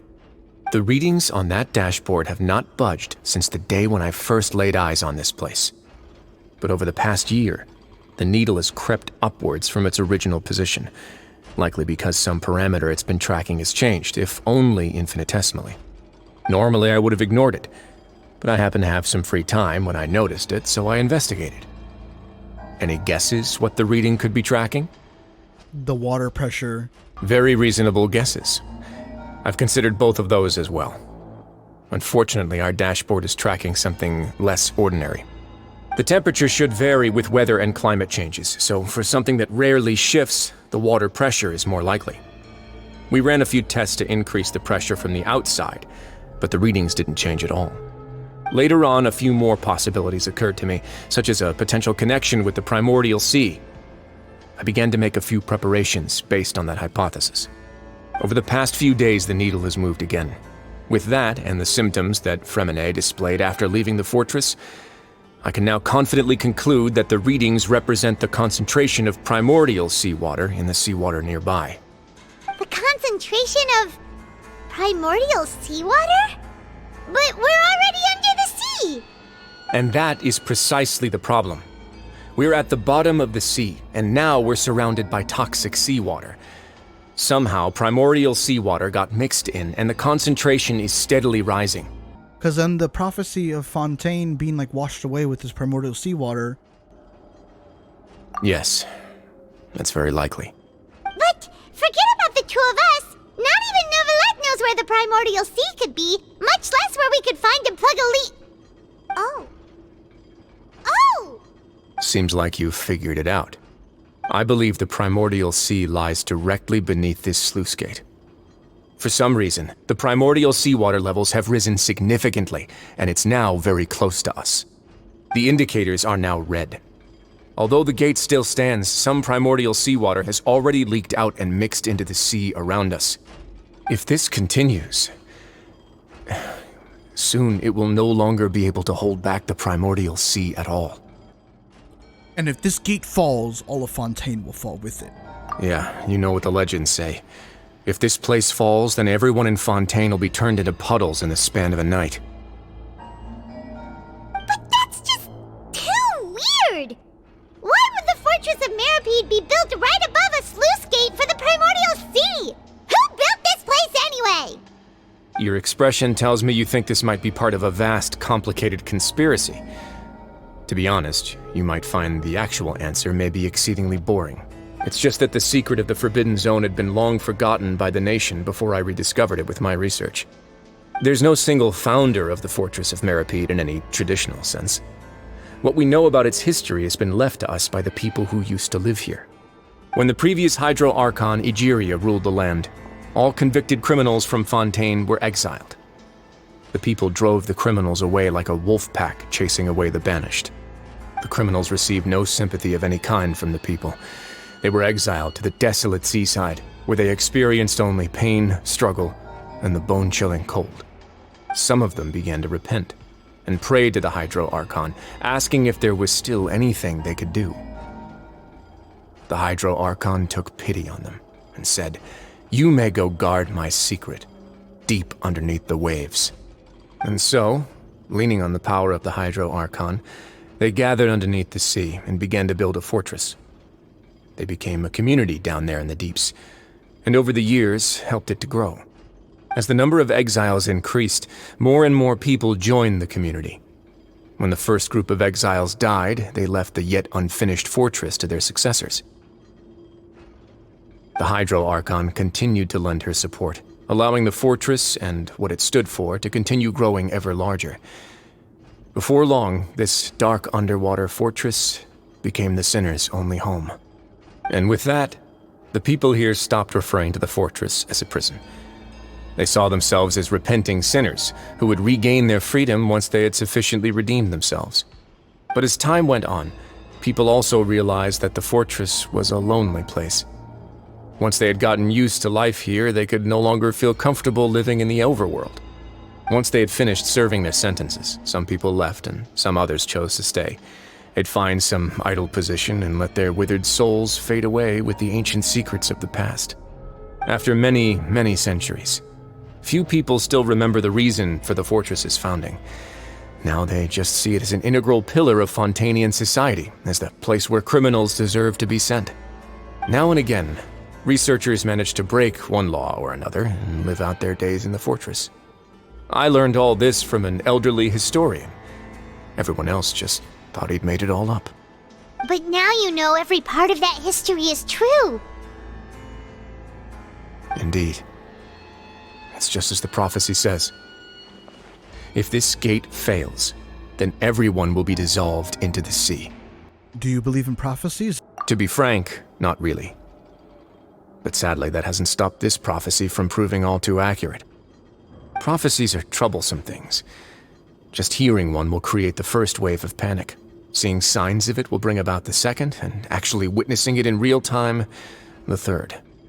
So, as the Duke of Meripede, what do you plan to do about it? Let's go somewhere else. I want to show you something. This is it. Oh, it's those two researchers! Your Grace, perfect timing. The results from our last round of experiments have... Wait, Jurier, he's not alone! Huh? Lorvine and Jurier? No need to panic, you two. I've already told them about our plan. What? After you warned us not to tell a single soul about any of this? I'm skeptical as well. Are you sure they are trustworthy? The results speak for themselves, don't they? These two may already know more than you could ever imagine. All right then, if your grace insists. They seem harmless enough, so I'll trust them for now. Well, how about some reintroductions? This is Jurier, one of the highest-ranked researchers from the Fontaine Research Institute. He used to work under Edwin. I trust that you've heard of Edwin? Ed who? He's the one who blew the whole institute sky high. Oh. Everyone knew he was a bit crooked in the head, but you're not local, so I guess it's possible for you not to have heard of him. Edwin's main areas of research were archaeum and gravimeters. As his assistant, Jurier is quite familiar with them as well. I hired him to be my technical consultant. You want to blow up the fortress of Meripede? Ah, what a lovely idea. I'm already imagining it in my head. Gotta admit, I'm tempted as well. Guys, focus! Focus! That taskmaster over there is Miss Lorvine, and is also one of my technical consultants. While Jurier used to be Edwin's assistant, she used to be Jurier's assistant. Ooh, are they together? Was that really necessary? See, everyone keeps asking this question. Are you too sure you're not a couple and just using your work as a convenient cover? Your Grace, I am not in a relationship with this man. If I dated her, I'd officially be madder than Edwin.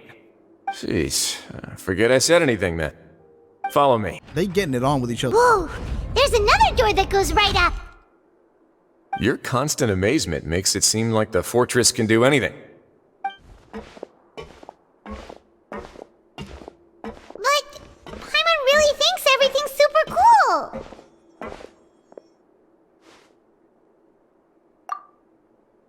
Well, let's spice it up a bit. And here you go. Oh.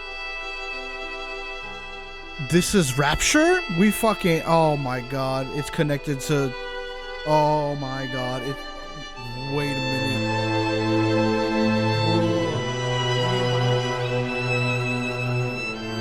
What a huge ship? This is also a production zone that Paimon's never seen before. What's going on? How much do you know about Fontainian history? Not much at all. Well, then maybe you haven't heard the story of ancient Lemuria.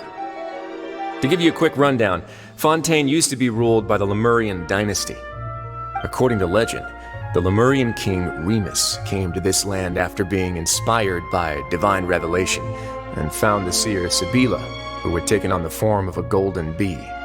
Taking the golden bee with him and riding on a huge ship, the Fortuna, he created his nation above the surging waves. He called his nation Lemuria, and used the Fortuna to incessantly search for new tribes and islands, calling on them to join his empire. There's a ship in this story too? Where there's water, there'll be ships. People believe that hope can always be found at the end of a voyage. Do you believe that too? To a point, I think. As you've already seen, I have a whole factory's worth of labor, materials, and technology at my disposal. Certainly can't hurt to give it a try. So the moment I began to speculate that the primordial sea might lie underneath the gate, I also began this project. Were you inspired by the legendary Fortuna? Maybe. Fontainians need something to hold on to cope with the impending disaster. This is a plan for the ages. Can't you share your plan with everyone? Were the workers to find out the truth behind this ship, riots would destroy the fortress faster than any catastrophe. As the fortress's administrator, I'd never make such a reckless call. Alright, that's enough talking for now. I'll need another 3 cups of tea to soothe my throat. Do you have any other questions? Seems like you're good. Come on, I'll take you back. I'll leave you here for now. Thank you so much. No worries. But don't forget, it's up to you whether or not you want to share what you just saw. What you do from here on out will likely affect those 3 as well. Yeah, we'll put a lot of thought into it for sure. Great. I look forward to what happens next. If the story lets me pick, I don't think I'm gonna tell him. Because Linny goes a little crazy. Little crazy boy. We're back! Welcome back. Do you want a cup of tea? How can you be so much like Risley, always drinking tea? Huh. Actually, now that you mention it, I just remembered something now. While I was sedated, I could still barely hear two people talking next to me. They were discussing everything, from the leaves to the water and even the teacups themselves. Must have been Risley and Sijwin. Yeah, I heard one male voice and one female, so it should have been the two of them. They really were just talking about brewing tea. I really can't make sense of this place. So, Traveler, Paimon, were you able to learn anything from Risley? Yeah, he explained everything. Very well. Then, would you mind checking your answers against my speculations? Let's see, feeling better now, Linny? Yeah, I took the time to rest, so I'm feeling a lot more relaxed now. Nobody else is around, and Miss Sijwin is also busy with something or other, so let's just talk here. All right, then I'll posit my theories. I asked myself 3 questions. Firstly, why was Fremine affected by the primordial seawater?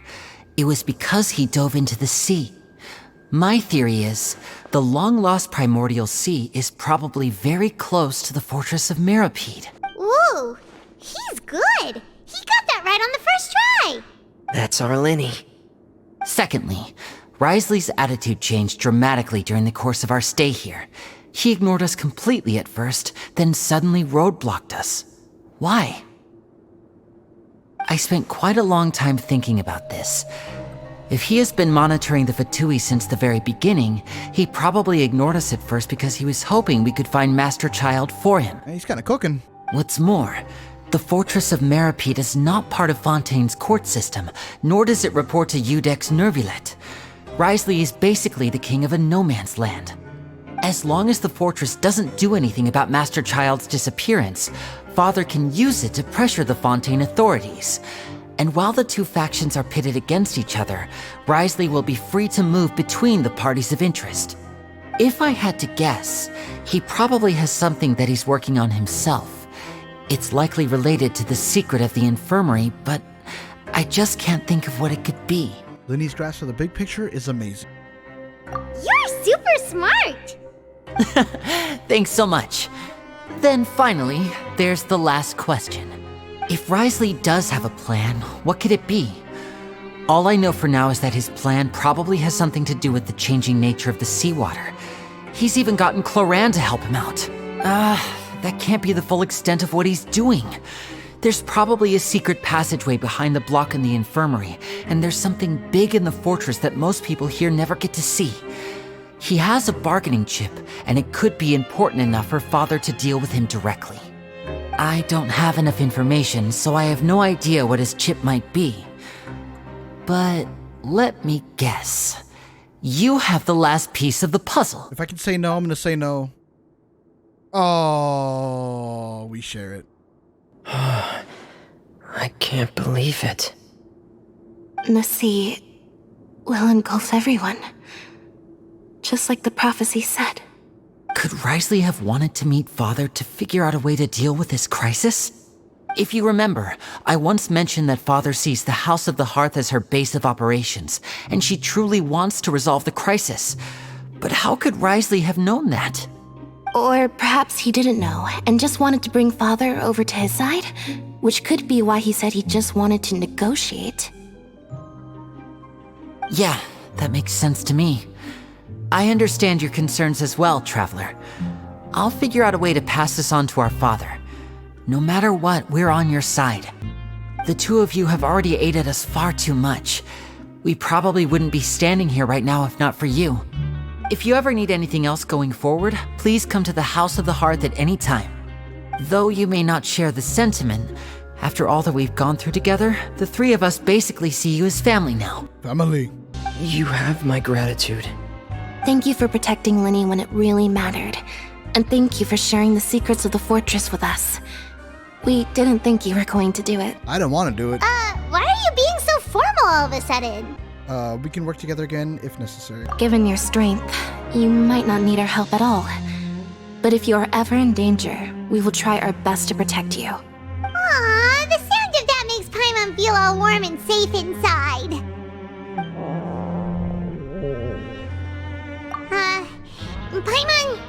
Paimon's hungry. Oh, you've done so much already. Go get some food. Alright, then we'll catch you guys another time. It's time for dinner. Welfare meals now being served in the coupon cafeteria. Come on, let's go pick up ours as well. Traveler and Paimon, over here. Are you here for dinner too, Miss Sijween? And I'm taking the opportunity to prepare Miss Cloran's dinner as well. Huh. You're right. She's actually sitting in the fortress cafeteria. What would you like to eat? We can choose? Yep, you can. I've already talked to our chef, Mr. Wolsey. It's all on me today, so you can get whatever you'd like. One of everything, please. Me too! Don't forget Paimon! No problem. Just leave it to me. So delicious. Free dinners are the absolute best. Is this how it feels to be freeloaders? Wait a second, we did do plenty of work after all. Feeling full yet? How's the food? Delicious. Exquisite, thank you. I'm so glad to see you all so happy. Oh, see the expression on your face just now? The muscle here just moved, which suggests that you're feeling quite relaxed at the moment. Sijween, do you do this to help your patients or to better understand human beings? Both. A bit of both, I suppose. I'm a Melusine, which means I'm very different from human beings. I must know what you're thinking if I want to take good care of you. You're really good at taking care of people. Even though you're so short, you still talk and act like an older sister. Really? You're reminded of an older sister? That's great to hear. Oh, and what did you mean back in Risley's office? When you said that you were protecting Linny and his siblings as well? Oh, that. I just asked His Grace to look out for those children, especially that diver boy. I was getting a bit worried after hearing that something was wrong with the water. Thankfully, Clorand is very strong and managed to save him in the nick of time. His Grace also sealed the pipes after Clorand left, to make sure that Linny wouldn't impulsively chase after his brother. Although the path was blocked, we still stationed some guards there to stop anyone from approaching. They were instructed to only open the door once Miss Clorand had returned. Oh, and I was keeping an eye on Mr. Linny as well. We had to press him, but we couldn't allow him to be in any real danger. You were all super considerate and really thought everything through. It's just what we do down here at the fortress. At least this has been His Grace's style for as long as he's been the leader. Oh, I really wish Monsieur Nervula would come down here more often too. I feel like he'd like it here, with all the darkness and chaos. But that doesn't make sense at all. It's hard to imagine Nuviet outside of his office. Get a good night's rest, you two. You both worked very hard. Oh, so much has happened. Paimon just feels absolutely exhausted now that she's finally relaxed. Paimon's super sleepy. Are you sleepy too? Yes. Out of my way! Get out of my way! What happened? Why is everyone running? No idea, but something must have happened. Stop asking! Oh no. Who's yelling? Paimon still wants to sleep. There's a rumbling. Paimon, wake up. We need to go out and see what's going on.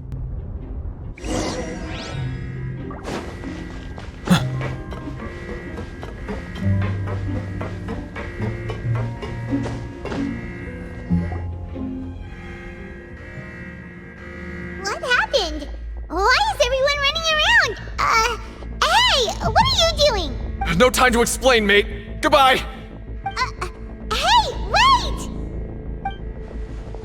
What's wrong with these people? They won't even talk to us. They're here! Yeah, there you are! Oh, thank goodness! Quisto and Lavaroon, do you know what happened here? We came here especially to inform you. Something seems to have gone terribly wrong just now. His Grace is telling everyone to evacuate and get out of here. Lavaroon was saying you two are new here and you don't have many friends, so you might slip through the cracks. Haven't you heard all the stories like that? An evacuation is successfully completed, yet you only find out once you do a head count that 1 or 2 people are missing. Wait, weren't you the one who brought that up? Why is it suddenly my idea? Hey, shut up! Okay, whatever. The point is, you should come with us. Yeah, he said to get as far away as possible, upwards and outwards. We're leaving? Oh, damn. That means whatever happened must have happened down below. It can't be that thing! Whoa, wait, what? What? Hey, where are you going? We have to go find the Duke! You two just go and get out! Go on without us! Hey! Be careful! Oh, nah. Did it finally burst? Attention, please evacuate upwards and outwards, upwards and outwards. If you're already at the topmost layer, then try to move as far outwards as possible.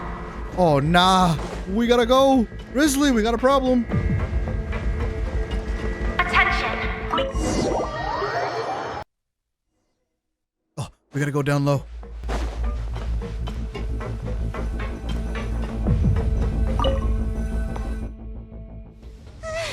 Oh, animation. Oh, shit. They're here. Just like I said. What happened? Oh, damn. You're just in time. But be ready to run.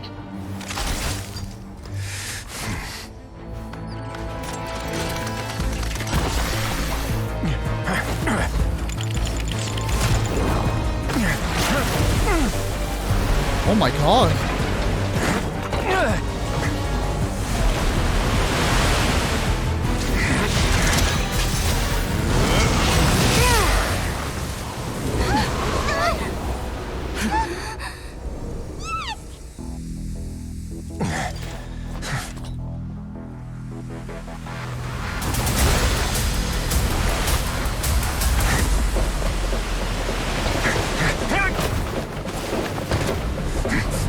Oh fuck, it's time to go. 3, 2, 1. Oh my god.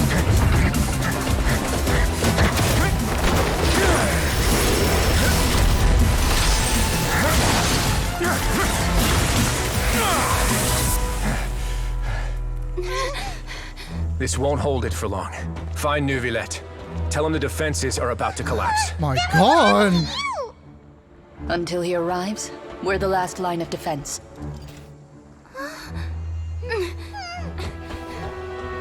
They're gonna hold all that shit. The gate. How long do you think it'll hold? That depends on us. Oh my god, we gotta go find Neuvillette right now. Holy crap. Wait a minute. What the fuck? Exactly. We gotta go get Neuvillette. We gotta tell somebody. Neuvillette? Why are you here? Traveler, I need you to head to the Opera House immediately. You don't understand. Farina will soon be meeting with the knave there. You must protect Farina and make sure she doesn't spend too much time alone with her. Oh god, the Archon stuck with the knave. Will do. You have my sincerest gratitude. Oh no. The Neuvillette's going down below, but the freaking Hydra Archon is stuck with the knave up here. One of the worst harbingers. We gotta go. There's guards posted everywhere. Look! There are a ton of Fatui and Palais Mermonia people over there. The knave is probably here already. We need to hurry. Are you two the traveler in Paimon? Monsieur Neuvillette has left instructions. Please follow me.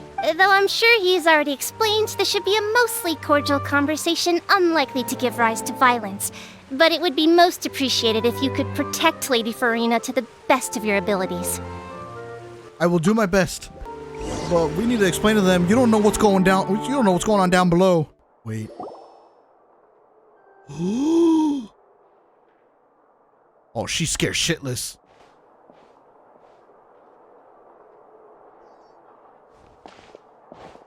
Oh, so you two are the honored guests Miss Farina mentioned.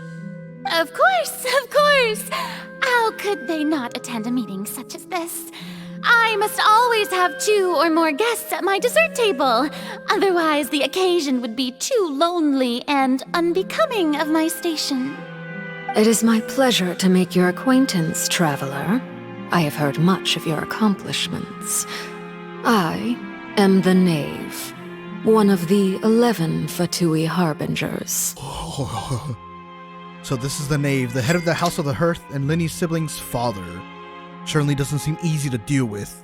Pleasure to meet you too. I've already prepared seats for you. Come, sit beside me. Perhaps you two are unaware of how Miss Farina and I do things. You see, we actually recently agreed to get together for tea when we had the time. See this?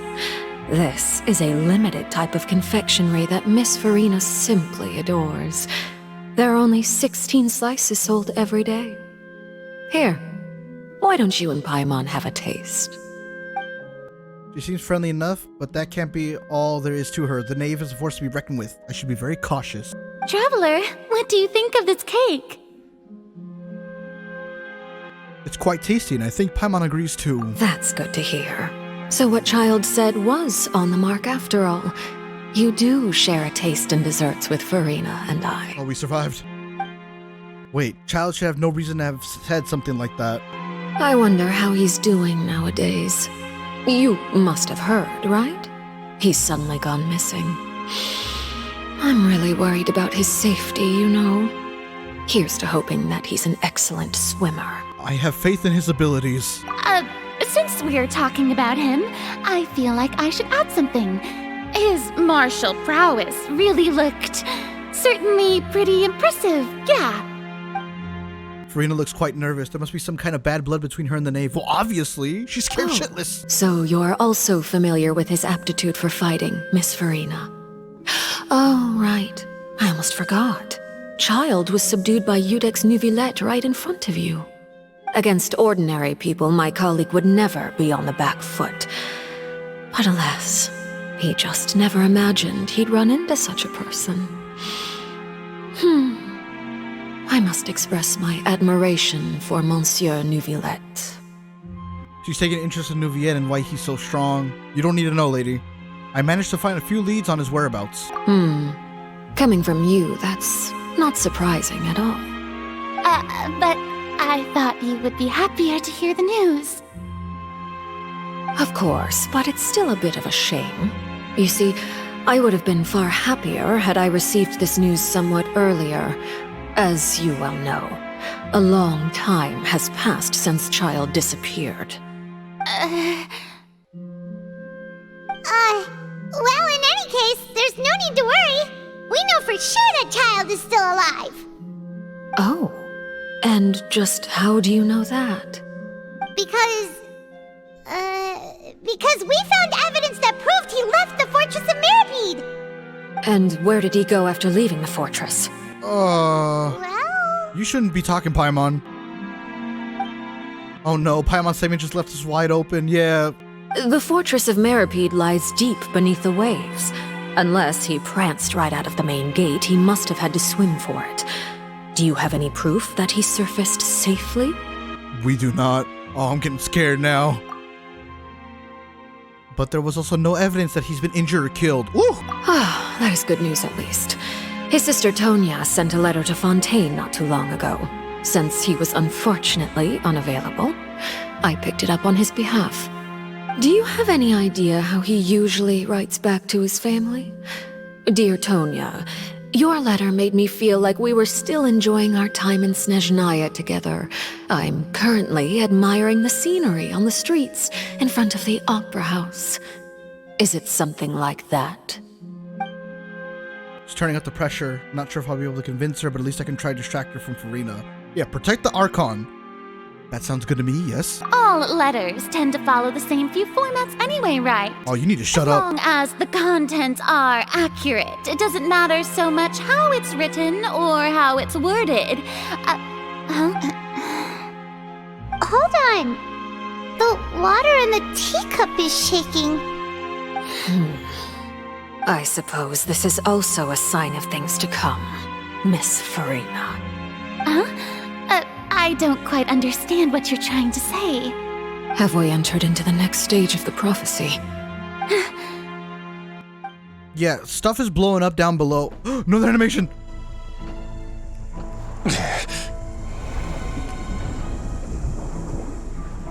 My thanks to you both. I will take it from here.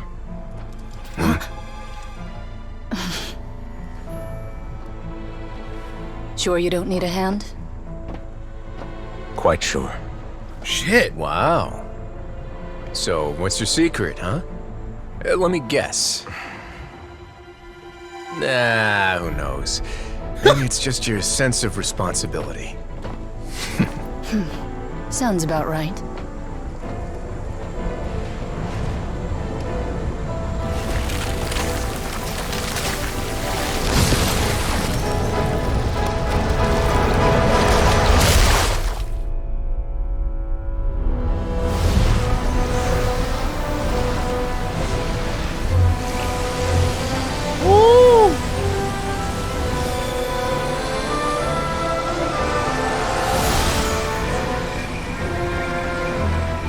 Day may come when the prophecy is fulfilled and the waters burst forth. But it is not this day! This ancient power could easily obliterate an entire race. A tsunami of fury would unleash endless catastrophe.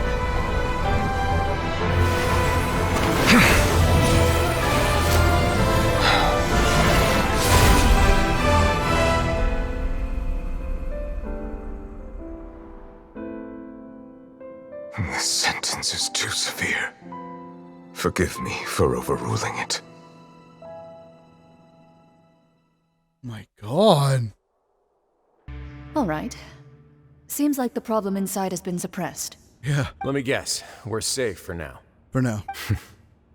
Indeed. But only for now. I win this bet. You owe me a present. Very well. It was indeed just as you said. You made a bet? We made a bet on the size of your entourage. Cloran thought you wouldn't come down by yourself. I figured you would have at least brought a few people along for appearance's sake. It appears I underestimated just how confidential the mission was. Shouldn't you have gotten used to confidential missions by now? That's just how the courts operate. So what gift must the loser give? Tea? He already has tons of tea in his office. I'm thinking about a set of legal codices. That wouldn't happen to be a dig at my lack of legal awareness, would it? Well, I'm sure His Grace doesn't consider the fortress to be outside the law. I was under the impression the residents of a place like this would be uninterested in the legal codices. That was obviously a joke. Oh, went right over Nublet's head. Anyway, you've still got some unfinished business to attend to in the overworld, correct? No need to stay here if you have a pressing matter. We all know you can't leave Palais Marmonia for long. Thank you. I hope everything went smoothly with the Fatui Harbinger. Well, you see... I must say, we've spent long enough playing house. She's pissed. Miss Farina, as the Hydro Archon, I am sure you understand the exact meaning of the phenomenon we just witnessed. Or should I say, that's what I originally thought. But looking at your expression, was I wrong? And you haven't a clue? What are you trying to say?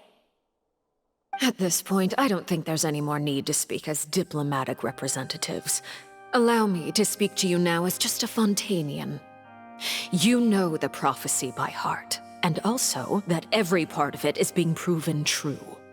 Yet, here you are relaxing, drinking tea, and eating desserts as if it's all nothing more than a few stray bugs in your garden. Oh shit. Do you really think that's acceptable? The prophecy's hanging above our necks like a guillotine. Every faction is looking for a way to either avert the disaster or save their own. Even the orphans of the House of the Heart have devoted everything to saving their homeland.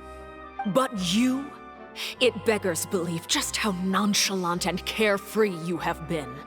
From the very beginning, you, the god Focalor, you have utterly failed to take action. My god. You're wrong. I've never ignored the prophecy, nor have I just been passing the time in self-indulgence. Retract your accusation and stop doubting the wisdom of the gods with such absurd conjectures.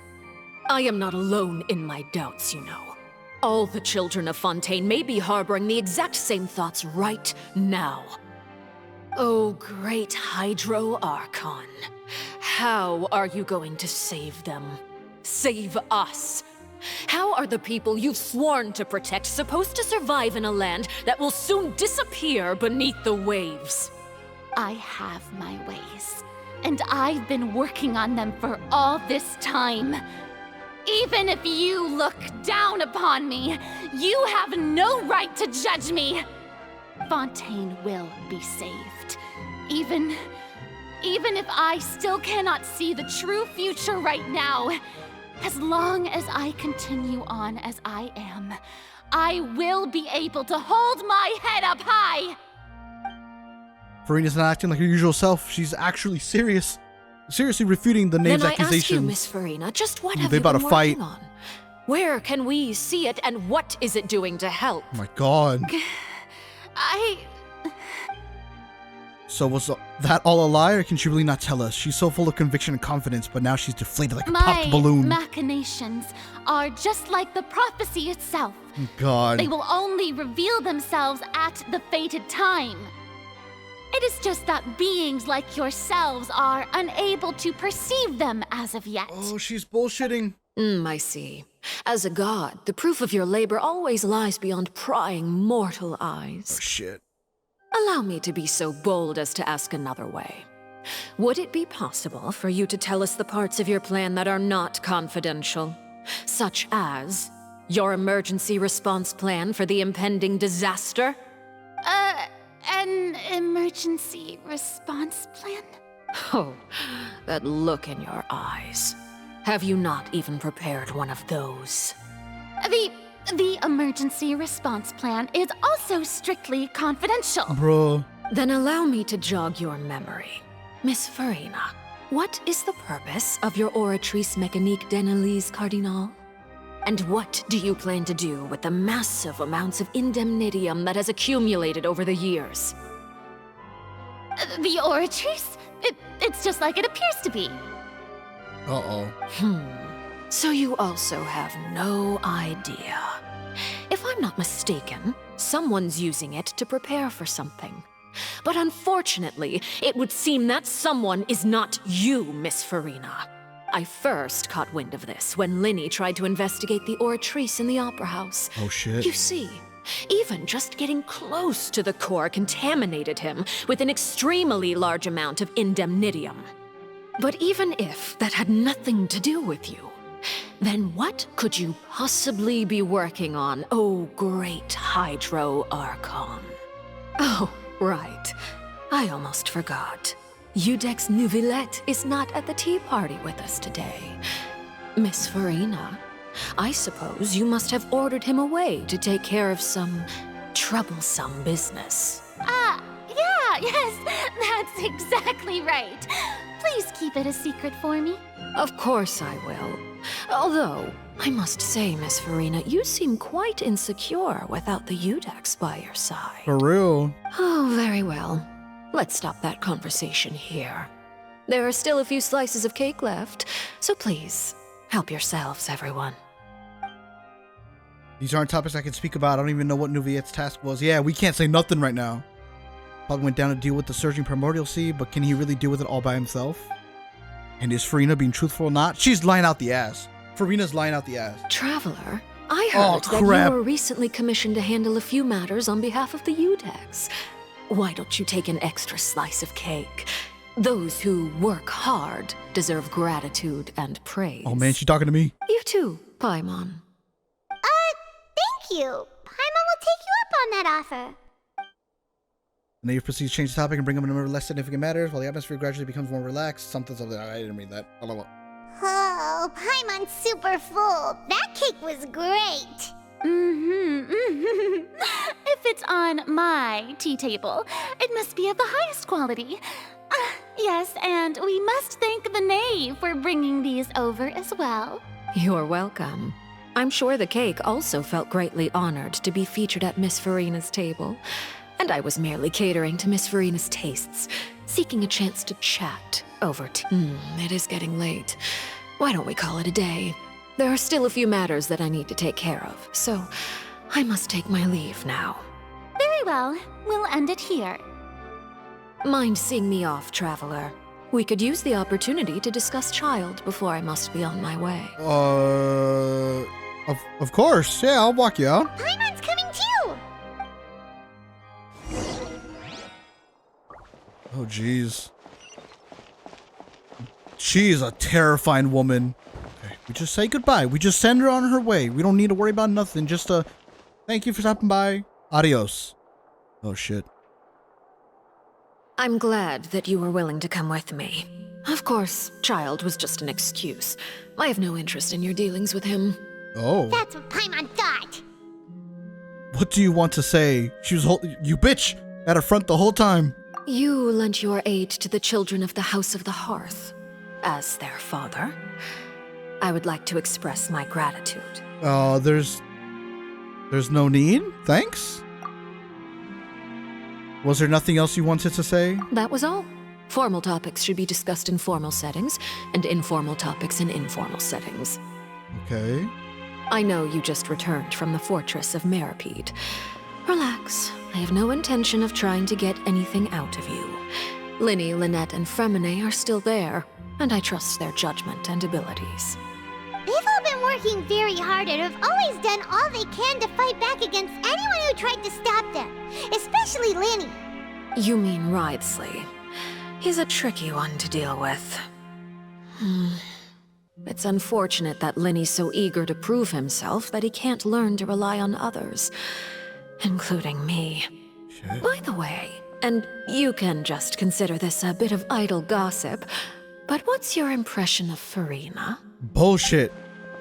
Can that be an option? Just bullshit. You are outside of our disputes, and the freest person in all of Fontaine, able to move around most easily. Allow me to share my perspective with you. And that's everything that happened during the trial.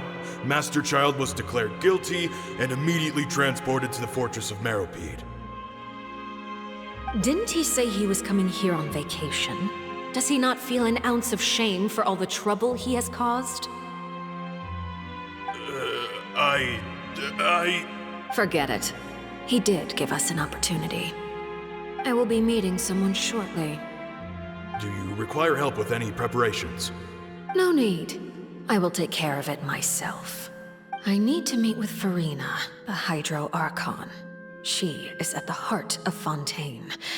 But what's fascinating about her is that she often seems more like a celebrity than a working Archon.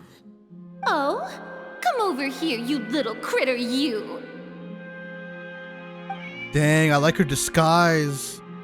Oh. You dare to run from me? Stop right this instant! Oh my god.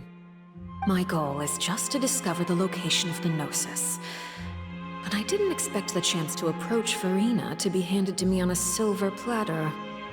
This is so easy, it's actually making me a bit suspicious. Ooh. Anything left unguarded is usually just bait. But no one will blame someone for taking the bait. After all, from the moment it was attached to the hook, the bait is meant to be sacrificed. Oh shit. It's just as I guessed in the second before I struck. The Hydronosis is not currently held by the Archon. Then who has it? In fact, this Archon doesn't seem like a god at all. And I sense that she's under some kind of curse. Oh my god. Who are you? And what are you trying to do? Please don't kill me. I'm begging you, please. The fear in her pupils is genuine, so perhaps she's not bait after all. Either way, targeting her has lost all meaning. I left the scene with ease. Nobody came looking for me, and nobody could serve as a witness to my near assassination of Focalor. I suspect even Farina dares not mention this incident to anyone. Damn. Not long after, my informants confirmed what I had guessed. After returning to her quarters, Farina quietly cried alone. She was so scared that she could not sleep that night, nor could she even bring herself to eat her cake. She's traumatized. There's no doubt that there's something wrong with her. I began to entertain the possibility that she is not the true Hydro Archon. Perhaps Iudex Neuvillette is actually the genuine article. Ooh. I have to find the Gnosis. If the Neuvillette hypothesis is correct, he is probably in possession of it. Alternatively, it might have been hidden in a place that's hard for ordinary people to access. Yes, Father. My dear children, please speak. News from the Fortress of Meripede. Master Child has gone missing. On top of that, the contacts and guards we bribed at the fortress have all gone quiet as well. Probably the handiwork of that Ridesley. I'm afraid so. This is a good opportunity. The value of a Harbinger is much higher than most would imagine. We now have an excuse to exert diplomatic pressure on the Fontaine authorities. Set up a meeting for me. I would like to meet the Hydro Archon and Iudex Neuvillette. Oh, and I have an additional mission for you three. Yes, Father. Tartaglia's disappearance was not a part of my plan, but I can use it to make a breakthrough. With this as my excuse, I can ask for an official audience and continue my investigation of Farina and Iudex Neuvillette. The initiative belongs to the House of the Hearth. My wish to investigate the Fortress of Meripede will be a front. Linny and his group will be responsible for the actual intelligence gathering. Damn. So Farina might not be the Archon? That's the biggest, like... You should know the rest. Linny's group is quite close to you, so they wouldn't have hidden anything from you. Okay. You attacked the Hydro Archon? That's wild. It wouldn't mean anything, even if you shouted it from the rooftops. After all, even Farina herself is still pretending that nothing of that sort ever happened. She's like traumatized. Alright then. I've now had 2 chances to enjoy tea with Farina. I have to say, the leadership of Fontaine is even more inscrutable than I had imagined. I once surmised that Iudex Neuvillette must be the Hydro Archon, but now, that doesn't seem right to me either. How did you come to that conclusion? I am a servant of Her Majesty the Tsaritsa. Over my years of service, I've learned how a real Archon conducts and carries themselves. Whether Iudex Neuvillette or Farina, neither fits the bill. It's hard to imagine either of them as the Archon. Of course, that is all just how I feel. Gut feelings often do not require justification. It is, however, quite amusing to me that after all my years working in intelligence gathering, I've come to realize I am at a complete loss regarding the identity of the god of the land of my birth. Don't you think Fontaine is quite intriguing? A catastrophe looms, yet many secrets have yet to rise to the surface. It looks like Fontainians will have no choice but to save themselves. Ultimately, though, one must survive in order to do anything else. Should the need arise, I would be happy to cooperate with you.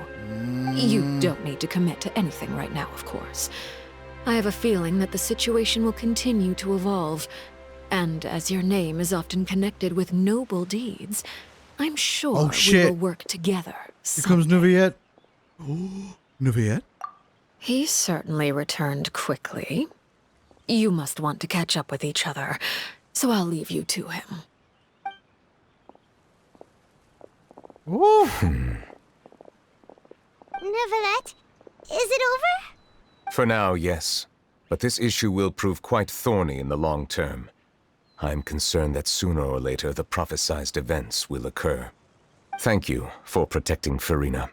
May we ask what happened down there? To put it simply, I used my power to force back the primordial sea and reseal the sluice gate. As for what happened on our side, we take the time to recount the events. Yeah. So as expected, the knave has turned up the pressure on Farina. She's trying to feel her out, though I'm still unsure as to her motives. All right, boy, now we got questions for you. Can I ask you some questions? Permission granted. You have enough power to force back the primordial sea. Does this mean you have some deeper connection with the Hydro Archon? Whoa. It can't be that you're the real Hydro Archon, right? But that's just a speculation on our part, though. Oh, shit. You can't tell us? Then that's okay. We can talk about something else. We won't try to force you. You guys in Fontaine are super strange. If by the phrase, you guys, you are referring to Farina and I, then although I'm not sure just what you are trying to imply, I must clarify that I do not share her positions on a multitude of topics. Dude, he didn't answer. That makes it even more... Oh my god. That makes it even more sus. This guy might be the Archon. What did you sense in the Fortress of Meripide? I believe so. The fortress has a long and complex history. It has seen much grief and suffering. And now, another catastrophe will soon be upon us. I mourn this turn of events. Huh? Why is it raining Oh all shit, of a it started sudden? raining. The clear sky is suddenly filled with dark clouds. The rain becomes heavier, light rain soon growing to something. And just moments before, Nuviet had just mentioned his sense of grief. Thinking back to that legend and what Fremine said, it said that a dragon of water once resided in Fontaine. Every time it weeps, the skies will cloud up and pour out rain. Wait, Nuviet, you can't be. You may be closer to the truth than you think. Yeah, he's the... Oh? And what are you thinking? He's the... Yep, he's the Hydra Dragon, the dragon sovereign of water. The dragon of... what? Huh? Please do not be so surprised. I knew from the beginning. Oh shit. Farina? Neverlet, are you listening? My apologies. We were just guessing randomly. We didn't guess right, did we? You're not actually the dragon sovereign of water, right? Well, if you don't want to confirm or deny... You guessed correctly. I sincerely hope you'll be able to keep this a secret for me. Right, of course. We'll definitely help you keep it a secret. Well, now we know. Hydra There's Dragon confirmed. Still something Paimon wants to ask you, We though. don't know who the Archon is, though. Please, go ahead. Well, if you are the dragon sovereign of water, and you were able to force back the primordial sea from the fortress, then since Fontaine's prophecy is all about seawater, couldn't you just use your power to solve the crisis? None of the currently living dragon sovereigns in the world, myself included, possess our full dragonhood. They say that when the first usurper arrived on Tivat, they seized a part of the dragon's power. Today, that stolen power is the basis of the Archon's authorities. There are 7 elemental archons and 7 matching dragon sovereigns. The dragon sovereign of water who lived through that era perished a long time ago. As their successor, I know far less of that part of our ancient history. In any case, I believe I will not be able to do much unless the Archon disappears and returns their elemental authority to me. Given the status quo, however, I would recommend finding another way to deal with the prophecy. Oh, so even you can't solve it. I still have some urgent matters to attend to at my office. If you have any more questions regarding ancient history, you are welcome to discuss them with me at a later time. Please go right ahead. There's a place that Paimon wants to go too. Traveler, why don't we pay another visit to the Fortress of Meripede? The tea Paimon is a little insane. worried. I am drowning in tea. Oh my god. See you later, Nuviet. We'll see you another time. Take care.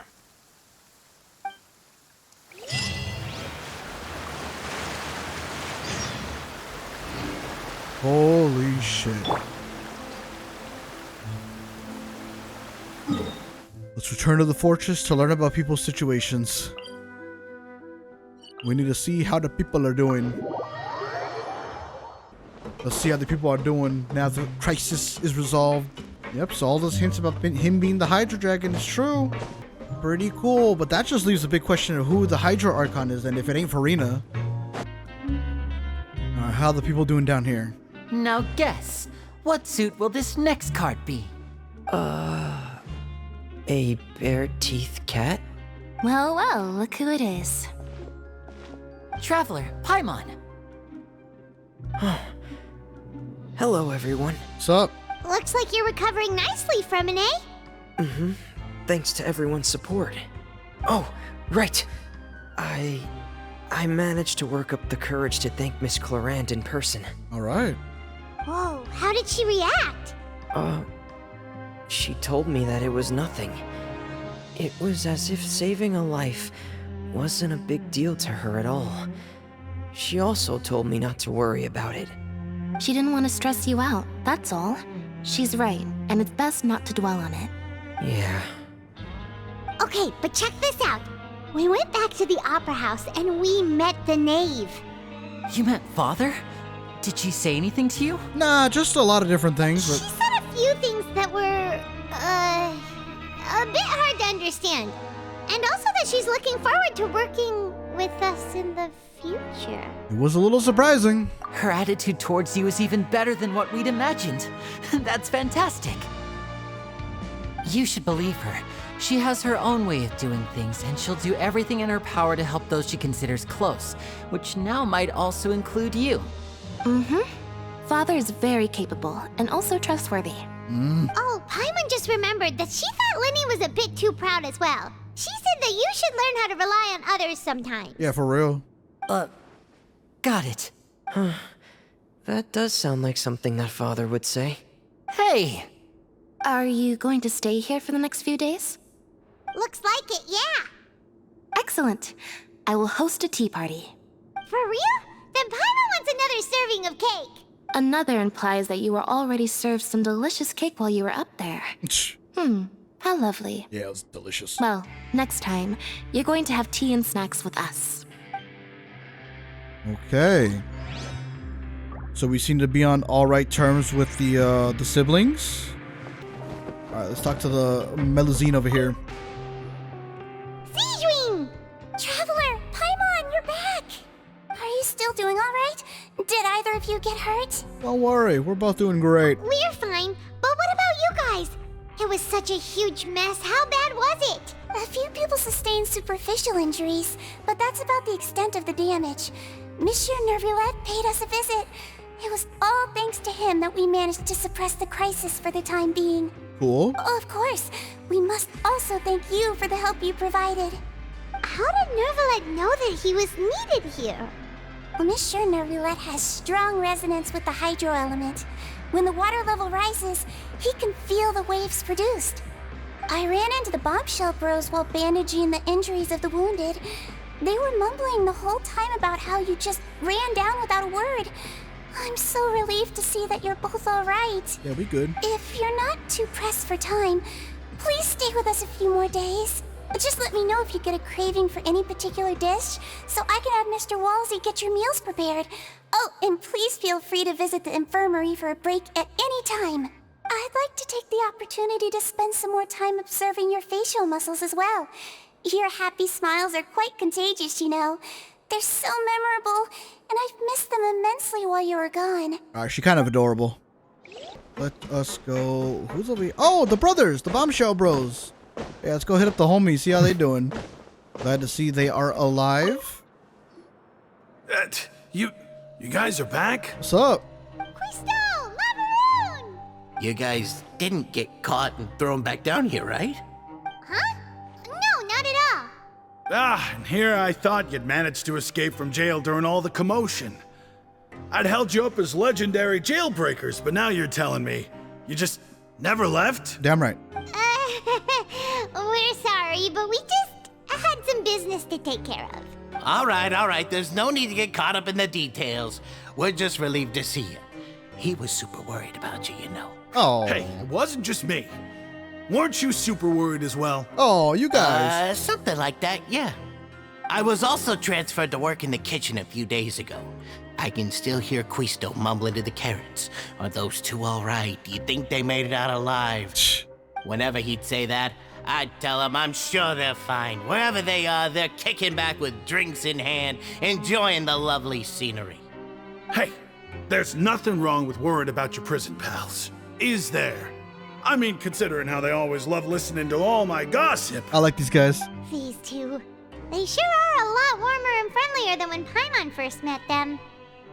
Let's see. Your meals will bring all the prisoners to the cafeteria. Oh, well, if you say so. I'll be watching you to make sure you finish every last bite. Will do, Captain. These guys are the homies. All right. The last people we need to check on. Risley.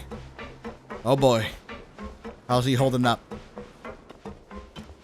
Oh, hey guys. Where's Risley at? Jurier, Miss Sijween told me you still haven't eaten. Yeah, I was working on something, so I forgot. That's no excuse for... Huh? What's you two? What's up? Jurier, Lurvine, we're back! Hello there. It's been quite the mess here recently. How have you been? We're fine, thanks. And you? Are you still taking the secret passageway from the infirmary to work on the ship? Yep. That is still top secret, though. So don't say a word to anyone. You ain't hearing a peep out of me. It can be a bit annoying when there are lots of people in the infirmary, but I still prefer taking that route over the one from the Duke's office. I mean, the infirmary does make it easier for you to slack off. Oh yeah? Then why are you also here so much? Oh my god, You get two a really room. just using your jobs as a cover for your relationship, aren't you? Not at all! Shh. Get a room, my brothers. I'll leave you down here alone. We should close the hatch up for them. Hello? Do I have questions for you? I would slam my hands down this table and I'm gonna ask you what the fuck. Do my eyes deceive me, or did I just see two inmates come back after making it to the surface? Some strange winds blowing of late. Yeah, it's just crazy. We wanted to see how the fortress is doing. Is everything still alright?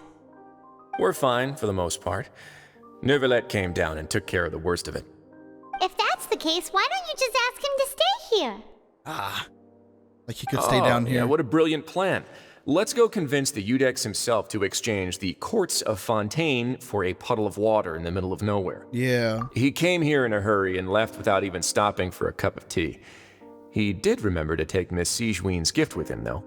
He sure sounds super busy. Miss Clorand has left as well. She also took her gift from Miss Sijween. Were the gifts milkshakes? Neuvillette got the milkshake. Clorand received lipstick instead. Those aren't even remotely alike. Well, it's Neuvillette's own fault for making Sijween worried about his health by working so much. But besides that, our head nurse is still pretty fond of picking out beauty products for the ladies. Oh, and I have some gifts here for you as well. What? We shouldn't have. From Sijween too? Nope, they're from yours truly. You've already wrapped up your work at the fortress, so you can return to the surface at any time. You haven't yet served your full prison term, however, so you may continue to use your cell until your term is up. For real? Then we could stay here for a really long time? Is food still covered? You may access the cafeteria for free. All right. Just remember to come complete your paperwork once it's time for your release. Return to the dormitories to rest. Well, all's well that ends well, Chad, am I right? Not just kidding, because we still don't know what happened to Child. Yep. He could be dead. For all we know. Dead and gone. No longer part of this world. We're back in our cell again. We're no longer prisoners, though, so it really doesn't feel the same. It feels like we regained our freedom, Paimon. We are free. Being free sure feels pretty special now. Damn right. Paimon, is there something you'd like to say? Huh? How did you know? Because you usually just immediately fall asleep. Hey, that's not true. All right. Okay, Paimon just wanted to say that we really are an amazing duo after all. Oh. It's like we've now gone to so many places together and become friends with so many people. We've never stopped traveling or stopped meeting new friends. There are so many bad things in the world, and we're just two people, but we've still been solving problems no matter where we go. Isn't that pretty cool? Bro, don't get all cheesy on me now. We the best adventurers ever. You're counting Paimon today? Aren't you the only adventurer here? Nah, being a guide counts too. Then let's ask Catherine to give Paimon an adventurer handbook as well. Paimon will also be an adventurer from today forward. Just our thoughts making Paimon giddy. Paimon's gonna crash, so you sleep soon too. The last time we fell asleep here, we woke up to a whole mess outside ourselves. The primordial seawater nearly rose up. That was so scary. We should be safe now, right? We'll be fine, Paimon. Don't worry. All right then. Good night to you, traveler. Nighty-night.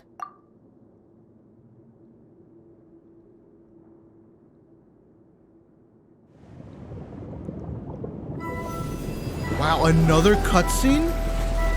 Child? Oh.